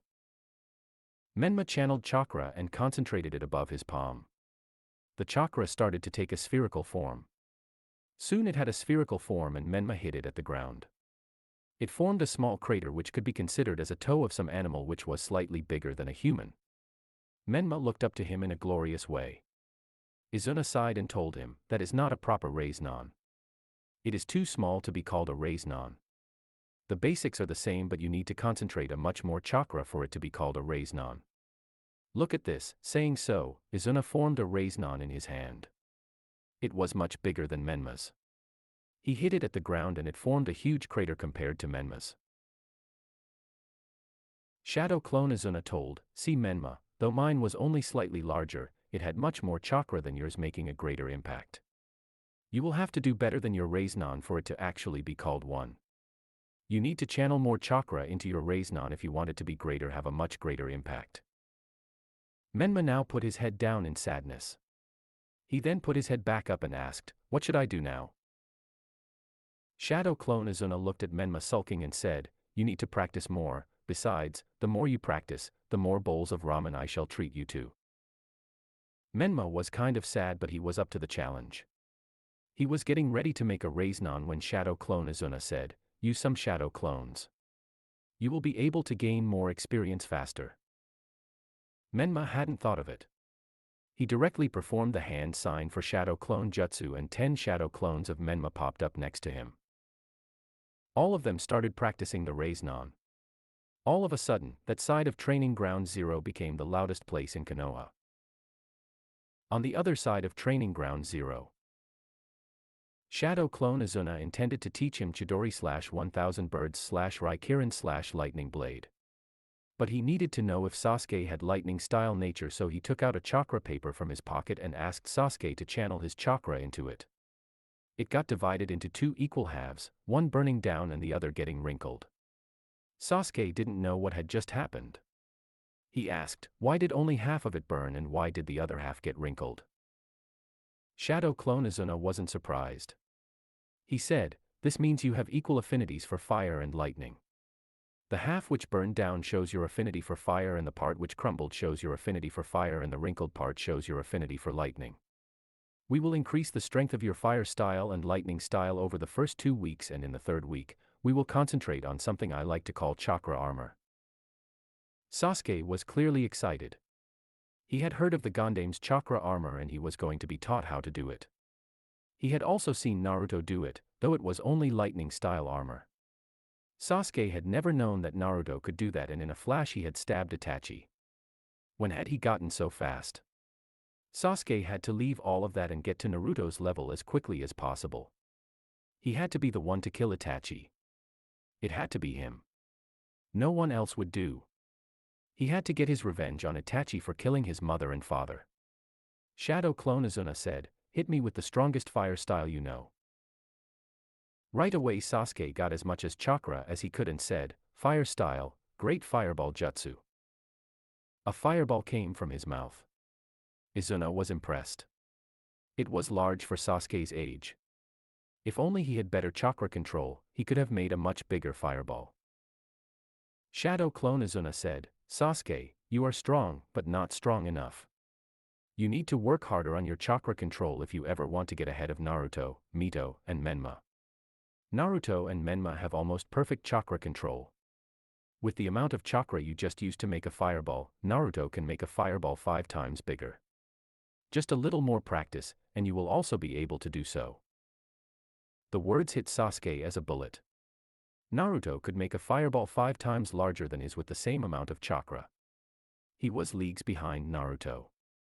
If he didn't do anything fast, he would always be leagues behind Naruto. He couldn't let that happen. He asked with determination, what do I do for me to have perfect chakra control? Shadow clone Izuna grinned and said, practice. That is all you can do right now. Sasuke was expecting a better answer than what he got, but if practicing was all he could do, he would do it until he became stronger than Naruto and then go after Itachi. If practicing was all he could do, he would do it until he became stronger than Naruto. He started practicing his again. The same day, in the evening, Konohagakure. Naruto, Mito, Menma, and Sasuke were returning to their homes. Naruto was clearly strained. He wasn't his usual self. He was clearly acting as though he had been on the brink of death, which he had. His eyes were very drowsy. His clothes looked as though he had rolled in a mud pole, which he had incidentally done to keep himself alive when he had been attacked by few hundred kunai. Mito asked him, "What's wrong with you, Naruto? Stop acting like that." Naruto answered, "You don't know how brutal my Tusan can be when training me. I almost died today. Did you? The worst thing that ever happened to you today is probably that you had to dodge a blunt wooden kunai. I had to send a kunai coming at me faster than sound into my Kamui time-space. Did you have to do that? I had to injure my father by using Kamui when he was almost at half his top speed. Did you have to do that? I am going to go to Ichiraku Ramen and get myself a few bowls of good old ramen right now. You can join if you want." Mito was clearly shocked. Compared to the hardships Naruto had gone through that day, her training regimen was too gentle. Naruto asked, "What did Tusan make you guys do today?" Mito answered, "Well, we practiced my Kamui skills. My first time was better than your first time. So that makes me better than her." Naruto didn't quite understand her. Had she just forgotten that he could almost send a kunai faster than sound into his Kamui time-space? First times were nothing. He grunted, "HN." Mito was quite displeased at hearing this. She angrily said, "So what if you are better than me right now? I will be better than you by the time we graduate academy." Naruto was clearly unable to understand Mito's resolve. They were on completely different levels. She might be good, but she had years to go before becoming as strong as him. He said, "I like your resolve, but good luck at doing it, HN." Mito answered angrily, "HN." She couldn't bear this attitude of Naruto today. Maybe his training had been worse than hers, but this was still no way to behave. Naruto, on the other hand, just wanted to go to Ichiraku and get a good amount of ramen and then sleep. The next day was going to be worse for Naruto, and Izuna would not let Naruto finish the regimen easily. He needed rest if he were to survive the next day. They soon reached Ichiraku. Naruto sat down and said, "2 large miso char siu ramen." Menma also ordered the same thing. Mito and Sasuke ordered plain ramen. Naruto gobbled one entire bowl of ram in an instant as though he had never had food in the past year. He looked at Menma and Sasuke and said, "You never told me what my father made the two of you do today. Tell me." Menma enthusiastically answered, "He made me practice my Rasengan. I can land a good blow now. I can also make a good amount of shadow clones, and by the way, today ramen is on your father." Naruto was impressed at the fact that his father would be paying for ramen. Now he would stuff himself up as much as he wanted. This was going to be fun for him. This was his way of making his father pay up for all the hardships he went through that day to stay alive. He right away said, "4 orders of large miso char siu ramen, please." Mito was clearly surprised at his sudden change of mood. The fact that ramen was on his father today made him want to eat as much as he wanted. A part of Mito felt that Naruto was more addicted to ramen than Menma was. Naruto then went along and said, "You might eventually become stronger than my father, Menma." Menma wasn't expecting this from Naruto. He beamed in glory. Mito, on the other hand, had clearly lost it. She channeled chakra into her palms and shot down Naruto big time. He was injured. He couldn't possibly believe that he had been shot down with so much force. He clearly ignored it despite his senses having told him, "Dodge it." He had paid the price.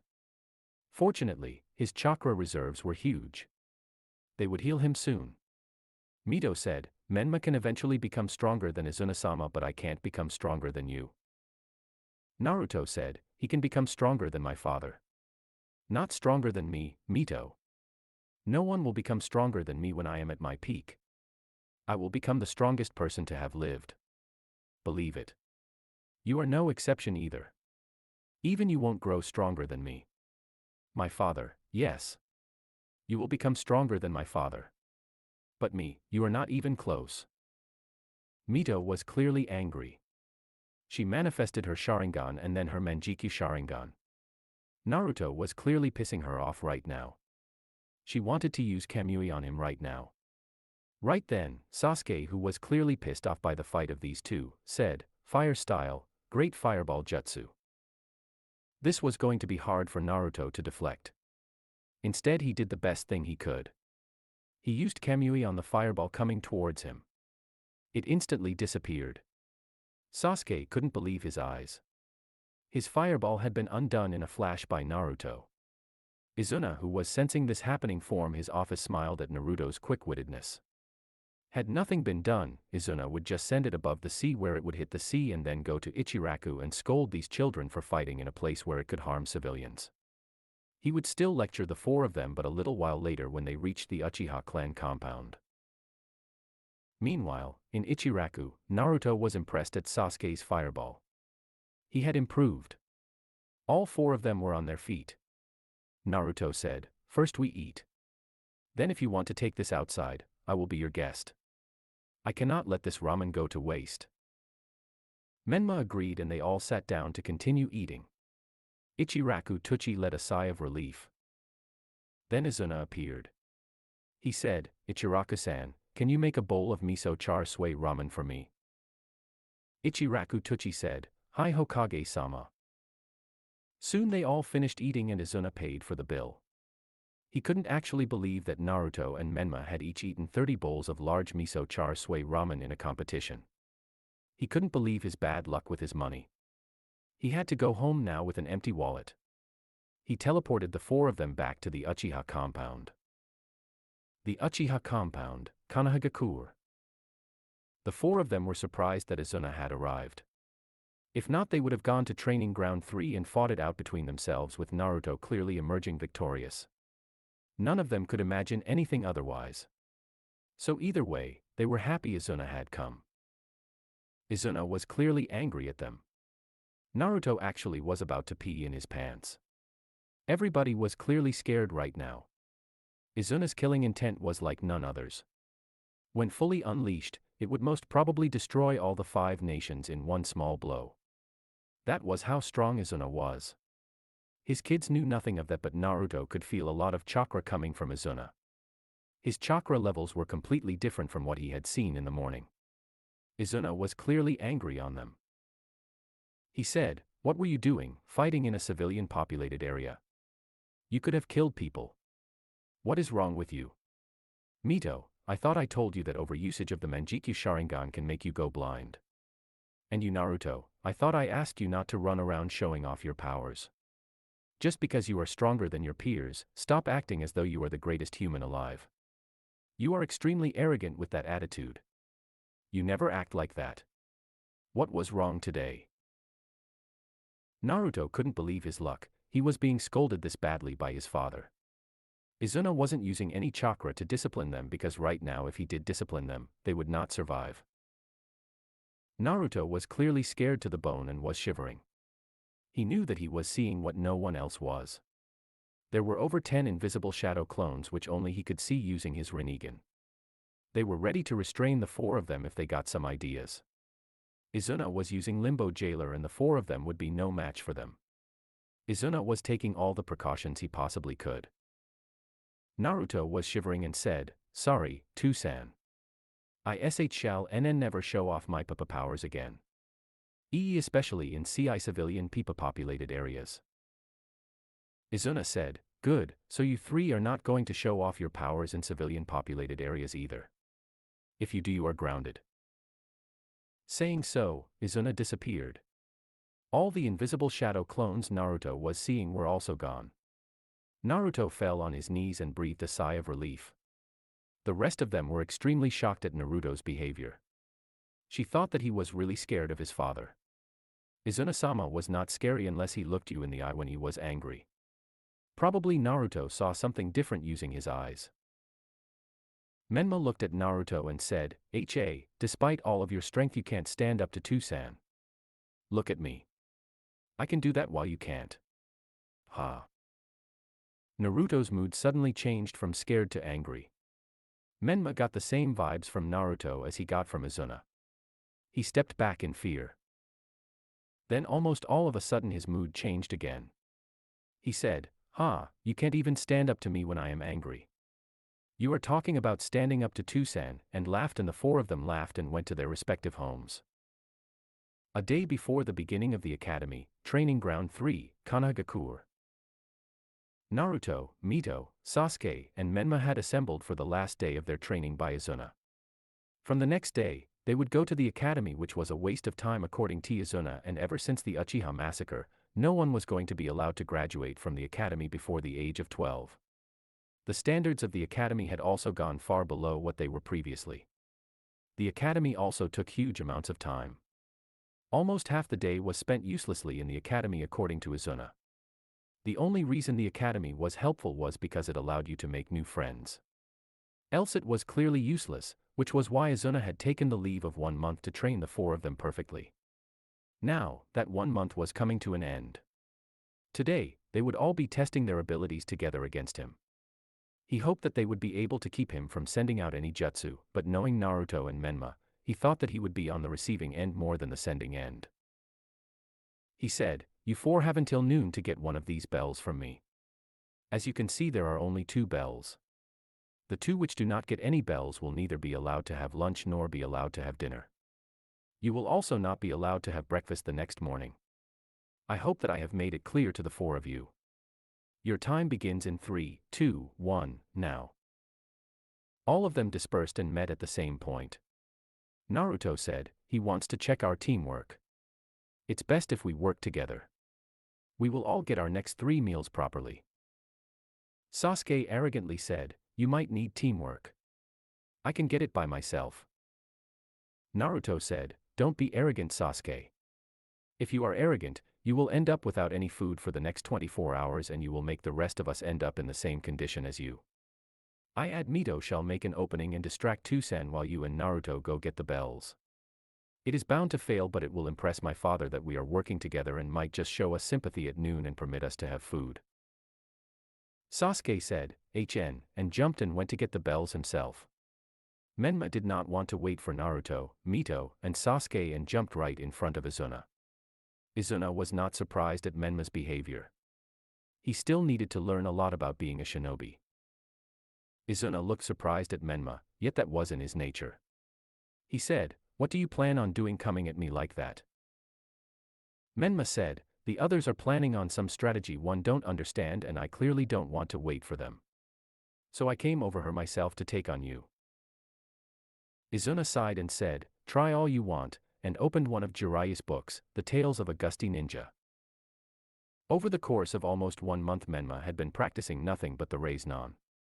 Just one Rasengan of his could level an entire building. That was just a normal Rasengan. He had gotten a little higher and went for the giant Rasengan. That could probably destroy the great stone faces in just one blow. Menma did the hand sign for Shadow Clone Jutsu, and about 15 shadow clones of himself popped right next to him. They were all doing the Rasengan. Menma and his shadow clones jumped at Izuna with the Rasengan's about to hit Izuna. Izuna said, "Almighty push," and all the shadow clones of Menma flew away, dispelling simultaneously. Menma couldn't believe what had just happened. All of a sudden Izuna was behind Menma in a crouched position. He said, "Fire style, 1,000,000 years of pain." Naruto instantly got to know that his father was going to destroy Menma. He also had limbo jailers restraining Menma. Naruto had to do something. Though his teleportation was not as accurate as his father's, he could save Menma. He instantly teleported Menma to a different place, and Izuna's hand went through thin air. Menma did not know what had happened and concluded that Naruto must have saved him. Izuna got up, said, "Naruto, I will first take care of you, else it is going to be a pain to defeat the others with you coming in the middle all the time. Now show yourself, or do you want me to come to you?" Naruto knew he was done for and told Mito, "We shall create an opening now and hope that Menma and Sasuke use that opening." He teleported himself and Mito and teleported Naruto to where they had come from. Naruto manifested a full chakra armor, and it contained both fire style and lightning style. It had the 6-path symbol on both the back and front. Izuna was impressed at Naruto's armor yet again. Over the course of the first week, he had almost perfected his Kamui and Amaterasu and could manifest a full body armor and could even do a level 4 Susanoo. Then he began to practice his Rinnegan abilities. He could do Universal Pull and Almighty Push almost perfectly. They were the easiest. He could absorb weak jutsu and pure chakra if he was in physical contact with the person whose chakra he was absorbing. He could create one limbo jailer. He could teleport well, though he was not perfect. He could teleport anything accurate to 2 meters. That was good. He was extremely quick. He could create gravity and create mini moons. His wood style had also gotten better. Mito, on the other hand, had gotten close to Naruto's level of perfection of the abilities of the Manjiki Sharingan and could also do a level 4 Susanoo. She could do a level 3 Susanoo and could absorb water like the second Hokage. Her fire style was also good. It was almost a fifth as strong as Itachi's. Naruto and Mito together did a Susanoo. This surprised Izuna. They were able to go all the way to level 5 together. Then an equal number of shadow clones of Naruto as the number of limbo jailers Izuna was using appeared, and a limbo jailer of Naruto also appeared behind Izuna. Izuna did not notice this. Then all of a sudden, they attacked simultaneously and Naruto's limbo jailer restrained Izuna while keeping him from infusing any chakra. Izuna absorbed the limbo jailer of Naruto and hit the Susanoo head-on. Naruto was not done yet. Izuna was now open to attack. Naruto teleported Sasuke and Menma to where they were just in front of Izuna in a perfect position to dislodge Izuna. Izuna noticed this. He saw that Naruto made use of the situation, and now that Izuna's chakra was directly in contact with Naruto's, the only option was to absorb the Susanoo and then teleport. The conditions gave him very little time to do so. He absorbed the Susanoo, and just as Naruto's and Sasuke's foot was going to make contact with Izuna's chest, he teleported to the ground and Naruto did the same, and all of them were on the ground. Sasuke had manifested a chakra armor made of lightning and fire styles, except the chakra was in the leg and not in the arm. When both were combined, an entire limb was still his limit, but if it was just one, he could do it in 2 limbs. Izuna knew that he had underestimated them. All the 4 of them were working together. This was not going to be as easy as Izuna had expected it to be. Though he had not expected them to work together, but he had overestimated their strength when they worked together, he was sure of that. He had been expecting more than what he had received from them. He grinned and said, "Good job catching me off guard, but I assure you, you will not catch me off guard again." Izuna thought to himself that he would not make them fast for the next 24 hours and decided that he would get them ramen at Ichiraku's. Naruto, on the other hand, tensed a little more, knowing that he was done for by seeing that grin on his father's face. He remembered the mental note he had made on the first day, and it had always proved to be right. Meanwhile, Naruto and the others were thinking that they were done for and they would have to fast for the next 24 hours. While they were thinking, Izuna said, "Naruto, I will first take care of you. Then I shall take care of the others. You are causing troubles to me right now." Izuna came and crouched right behind Naruto, and about 2 limbo jailers were restricting everybody to where they were. They could not move. 4 limbo jailers were restricting Naruto to his place. Izuna said, "Fire style, 1,000,000 years of pain." He was about to thrust it into Naruto when all of a sudden, 1 limbo jailer of Naruto was keeping Izuna from using fire style, 1,000,000 years of pain on him. Then he used as much as chakra as he could and teleported himself to another place and did the hand sign for shadow clone jutsu, and 12 shadow clones of Naruto popped up right next to him. Naruto then teleported the rest of them next to him. He said, "You will have to do better than that if you want to put me down." Naruto wasn't easy to put down. Izuna had to agree. Izuna also couldn't use strong jutsu cause they were still not god enough to stop them. He said, "Well, you escaped me this time. Now escape this. Universal pull." Saying so, he raised his arm and manifested a lightning and fire-style armor on his arm, and Naruto came flying towards Izuna. Naruto's chakra armor was no match for Izuna's. The only thing Naruto could do now was Almighty Push. He said, "Almighty Push," and all of a sudden, just before he was stabbed by Izuna's arm, he stopped and then he teleported back to where he came from. He was shivering, and all of a sudden, an alarm rang and it was already noon. None of them had gotten a bell. Izuna said, "I give you half an hour more to get at least one of these bells." Naruto took the chance and got in the same position as Izuna had gotten a few minutes ago and used all the shadow clones he had in the limbo jailer of his to restrict Izuna's limbo jailers and Izuna himself, with one of them hitting Izuna at a vital chakra point, thus keeping him from using any of the Rinnegan's abilities, and Naruto used fire style, 1,000,000 years of pain, on him. But contradicting Naruto's thoughts and expectations, Izuna absorbed the jutsu and dodged it, then teleported from there. He was impressed and said, "You did well, Naruto, but did not get the bell." Naruto said, "Which bell?" "This bell," showing the bell he had taken from Izuna just before he had teleported. Izuna was surprised. Naruto had gotten a bell for Izuna, and when he checked, both the bells were gone. Naruto said, "Yeah, I took both bells. I know this was supposed to be a team exercise. But we did work together, which created these openings for me to get these bells." Izuna was not surprised. The four of them had made full use of Naruto's Rinnegan. Despite the fact that they were more or less against each other in the beginning, they had managed to catch him off guard and almost land a blow on Izuna, and then Naruto had gotten the bells. Izuna knew that they didn't get the bells as a team, but there was a bit of teamwork in them, and this was enough according to Izuna. Izuna said, "Despite the fact that only Naruto got the bells, there was a little bit of teamwork in there, and for that I shall allow you to eat today's lunch, dinner, and tomorrow's breakfast and dinner at Ichiraku Ramen today, and it's on me. Congrats. Anyway, no more than 2 bowls per head. I don't want to go bankrupt." The four of them were clearly happy at the fact that they didn't have to fast. Now they had a few boring years at the academy to look forward to. Hopefully it wouldn't be as boring as Izuna told them it would be. The next day, the academy, Konohagakure. Naruto, Mito, Menma, and Sasuke walked into their classrooms. Unlike a normal day, Naruto was wearing white robes with the Uchiha clan symbol on the back. Menma was wearing the usual orange he loved. He had the Uzumaki symbol on the back. Mito was wearing a blue shirt with the Uchiha clan symbol on the back, with Sasuke also in similar fashion. This batch was filled with clan heirs.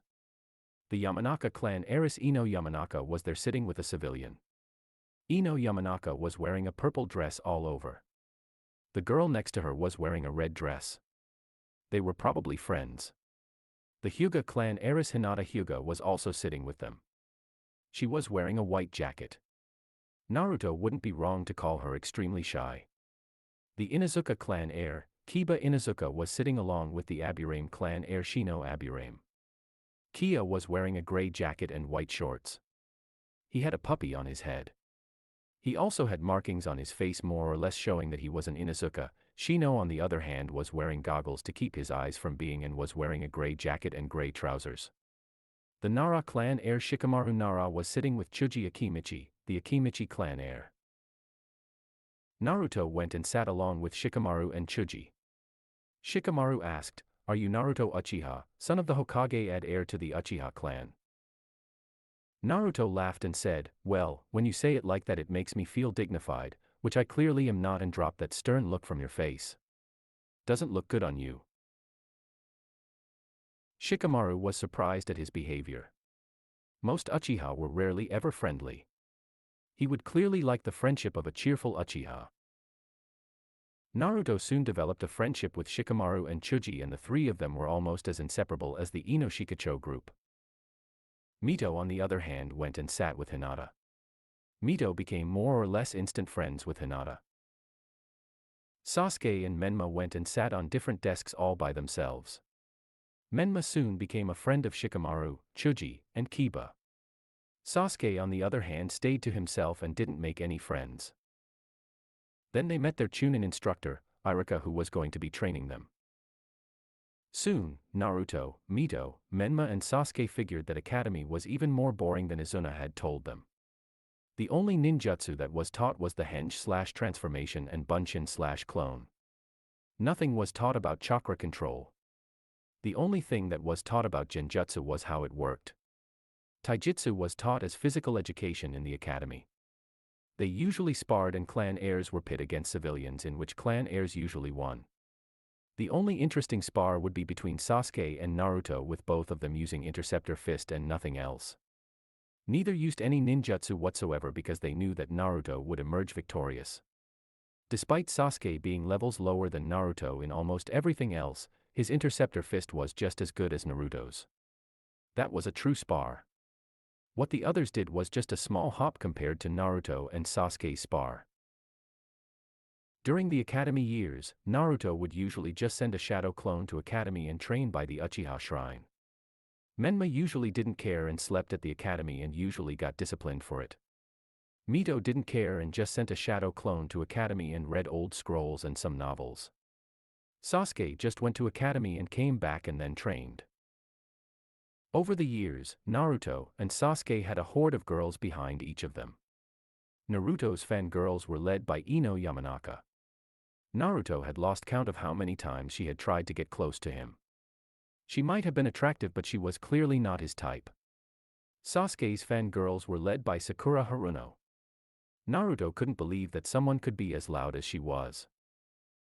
Mito also had her own fan club. She was clearly attractive. Naruto only saw her as a sister, but few people knew that he would feel in a completely different way towards her in a few years. Her fan club was led by Inuzuka Kiba, who had asked her out over 50 times during the academy years, all of which she had turned down in an ice-cold manner. So much so that she got the nickname, the new Ice Queen of Konoha. Menma, on the other hand, was clearly avoided by most of the girls except Hinata and Mito. Naruto knew that if Menma showed his full strength, all the girls would leave Sasuke and go behind him. He didn't know why they avoided him. Nevertheless, he was still popular because he was the brother/friend of Naruto and was also respected for his strength among the boys of the class. 3-year time lapse. The Hokage's office, Konohagakure. It was now 3 years since the Uchiha clan massacre. Naruto rarely ever went to the academy. Menma's pranks, on the other hand, had gone up tenfold. Thanks to him, the Hyuga were the laughing stock of the village and were also the reason Izuna was more or less bankrupt right now. Luckily, he hadn't taken any loans to repay the Hyuga, else he would have been in more debt than Lady Tsunade, and she was known as the legendary sucker for gambling. He would be really happy if Menma stopped his pranks. Thanks to Menma, the Hyuga compound was now called the Fortress of Death, with Northwest One being allowed close to it without permission of the Hyuga patriarch, but yet Menma had pulled off pranks against them. Once he had gone so far that they started using the harshest jutsu of 8 trigrams against him. He still managed to prank them big. This earned him the name God of all pranksters. He became a legend among all students, all boys and a few girls. After this, a few girls stopped going behind Sasuke and went behind him, but he was clearly not interested in that kind of thing. Though Menma didn't understand why Hinata still went behind him even though the Hyuga were the butt of most of his jokes. Menma had also become much stronger over the years. He could level the Hokage tower with his Rasengan, but after that, his chakra would be depleted, though in just a few years, his chakra would be so much more than what he had right now. Naruto could do a level 5 Susanoo now and had almost perfected the abilities of his Rinnegan. Mito could do a level 4 Susanoo and was almost as good as the Nidaime Hokage with water style, and she would be just as good if not for her not having a lot of chakra. Sasuke's fire style was a third as strong as Itachi's and would be just as strong as Itachi's if he had more chakra. All in all, Naruto, Menma, Mito and Sasuke were going to be strong shinobi. Izuna felt that Naruto was old enough to know the truth about the Uchiha clan massacre and that Itachi was not really responsible for the clan massacre. He sensed that Naruto had actually gone to Academy Todi. He might want to discuss something with Shikamaru. Naruto had been to the Uchiha shrine the previous day and read the shrine for the first time. He probably wanted to discuss more about it with Shikamaru. Anyway, Izuna had to discuss something more important with Naruto and he teleported. The academy, Konohagakure. Izuna had teleported directly to the class in which Naruto was studying. The students were astounded at this. Iruka bowed down and asked, "What brings you here, Hokage-sama?" Izuna politely said, "I would like to borrow Naruto for a while." "Naruto, leave a shadow clone here and come with me." Naruto did as he was told and left with Izuna as they both teleported to a different location. Most people were stunned at this. Naruto's fangirls just cheered at the fact that he could do a Jonin-level ninjutsu. His friends weren't surprised all. They knew that he was really good, but they didn't know just how good he was. No one knew just how good he was. Even Izuna just knew a range for his strength at least as strong as the Sandaime, weaker than himself. Irika was surprised and said, anyways, let's continue with our class. Izuna's house, Uchiha clan compound, Konohagakure. Izuna smiled and said, you actually went to the academy today. I can't believe you. You rarely ever go to the academy. What compelled you to go this time? Naruto started sweating all over. He said, what? I always go to academy. Why would I not? He did not want to be discovered. Izuna frowned and said, Naruto, don't you for a moment think you can fool me? You always send a shadow clone to academy and train at home.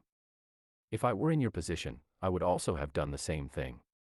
Anyways, I need to tell you something important. Naruto had been surprised that he was discovered. He had been using level 3 seals to keep himself from being discovered. When he didn't go to the academy he would practice Fuinjutsu/sealing with Mito and they had scaled up to level 4 sealing till now. They were almost as good as Kakashi in sealing. Naruto eventually wanted to become a sealer greater than the Yondaime who was said to have been able to put a seal wherever his chakra was connected to him. He was hailed as the greatest sealer of his era. Naruto didn't think that it would be possible for anyone to discover him, but his father had once again shown that he was stronger than Naruto had expected and discovered him. He dropped the act and said, yeah, I didn't go to the academy ever except for today. Don't tell anyone. Instead of going to the academy, he would go to the Uchiha shrine and practice his jutsu. Yesterday was still the first day he had actually read the shrine, though it didn't contain anything he did not know. It did say something about toe opposites working together to create everything. Naruto had assumed that it meant that yin and yang working together created everything. It also said that the shrine had been placed there by Rikudo Sennin Hagoromo Otsutsuki and was written by him. Naruto needed to know who this Hagoromo Otsutsuki was. Izuna then became emotionless and said, I need to tell you the truth of the Uchiha massacre. Naruto was shocked at what he was hearing. The truth about the Uchiha massacre, Naruto didn't know what to make of it. He said, I already know what happened. Itachi cracked under the pressure he was put on and then massacred the clan, then joined the mercenary group Akatsuki. There is nothing else to it. Izuna grunted and said, you know nothing of the clan massacre. What you know is just a hoax created by the elders and leaders of the village to keep the village from breaking into civil war. The real story is a huge secret guarded by us leaders of the village. Itachi did not panic under pressure and massacre the clan because of that. Naruto was angry at his father right now. The room was somehow flooded with killing intent. He said, so, you forgave Itachi for killing off mother. That is why he is still alive. Naruto was boiling with rage. How could his father have forgiven Itachi for killing his mother? Izuna, to counter Naruto's killing intent, flooded the room with his own by angrily saying, Itachi did not kill your mother, neither did he kill Shisui nor did he take Shisui's eyes. Naruto couldn't believe what his father was saying. He let go of the killing intent and the anger and said, what do you mean? Izuna also let go the anger and killing intent and said, I mean exactly what I said. Itachi didn't kill your mother. It is a person who calls himself Madara Uchiha. I can't track him. But once he gets in range for me to teleport to him, he will be dead. As for Shisui, he committed suicide after being badly injured by then elder of village and current SS criminal, Danzo Shimura. He also has the Rinnegan which he gained by stealing Manjikyu Sharingan and grafting the cells of Hashirama Senju into himself. Danzo stole one eye of Shisui and Shisui gave his other eye for protection to Itachi, then committed suicide by falling down the final valley. Danzo then had Itachi massacre the clan. I shall tell you this, had Itachi not done so, I myself would have massacred everyone myself. Naruto was more than shocked at what he was hearing. Izuna said, the reason why Itachi massacred the clan is much more complicated. The Uchiha were planning a coup d'etat to take command over the village and rebel against me. A secret society within the Uchiha formed with hatred rising due to many suspicions placed on them. Their demands were exorbitant. If I agreed to them, the village would break into civil war against the Uchiha and me, leading to a fourth great shinobi war. If I did not agree to their demands, they would take control by force, which would again lead to civil war, then again leading to the Fourth Great Shinobi War for control of Konoha.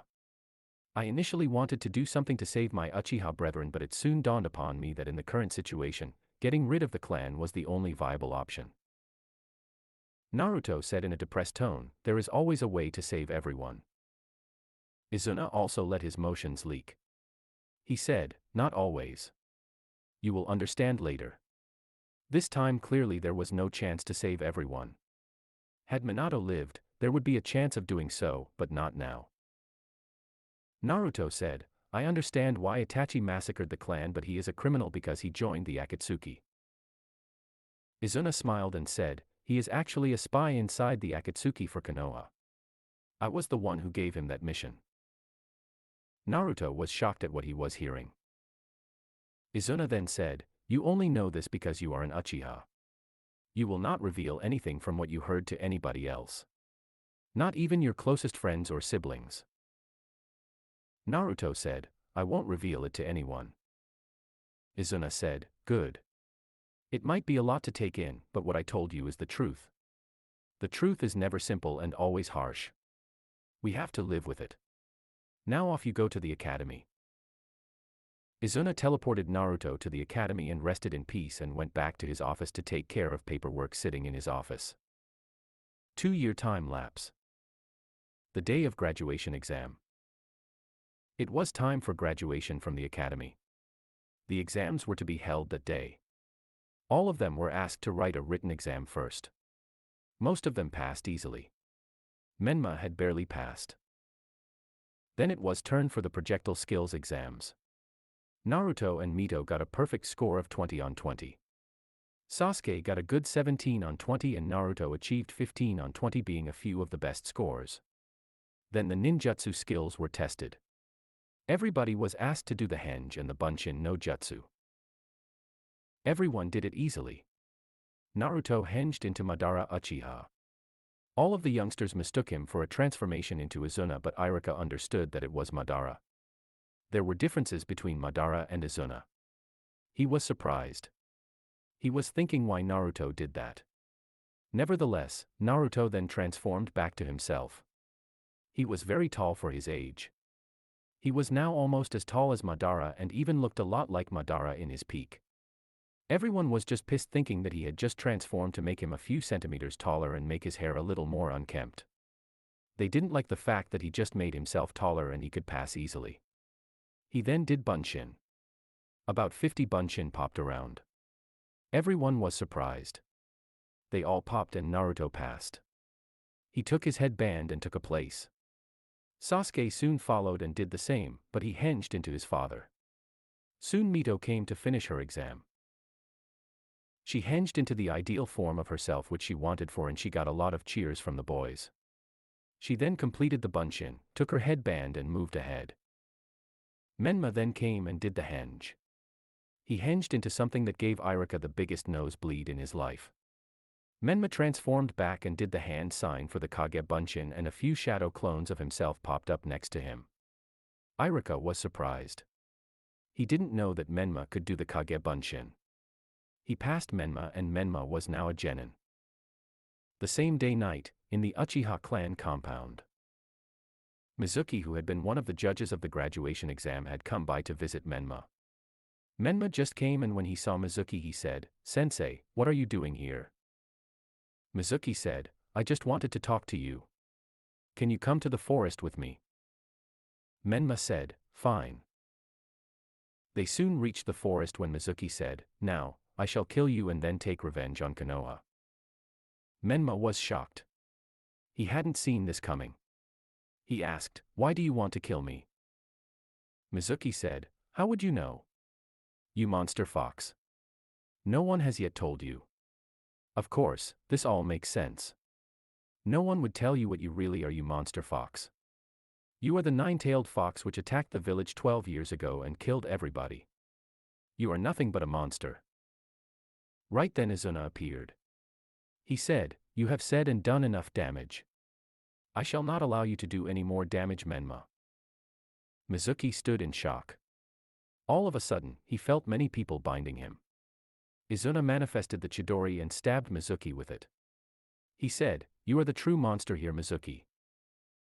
Mizuki collapsed with a lot of blood flowing from his body. Izuna turned towards Menma and said, "You don't need to worry, Menma. You are no monster.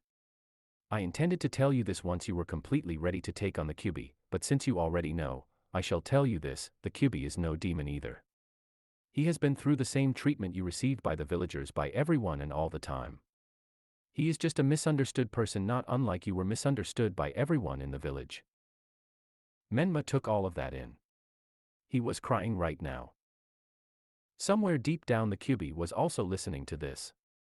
He could also not believe that Izuna, who was the grandson of Madara Uchiha, thought of him this way.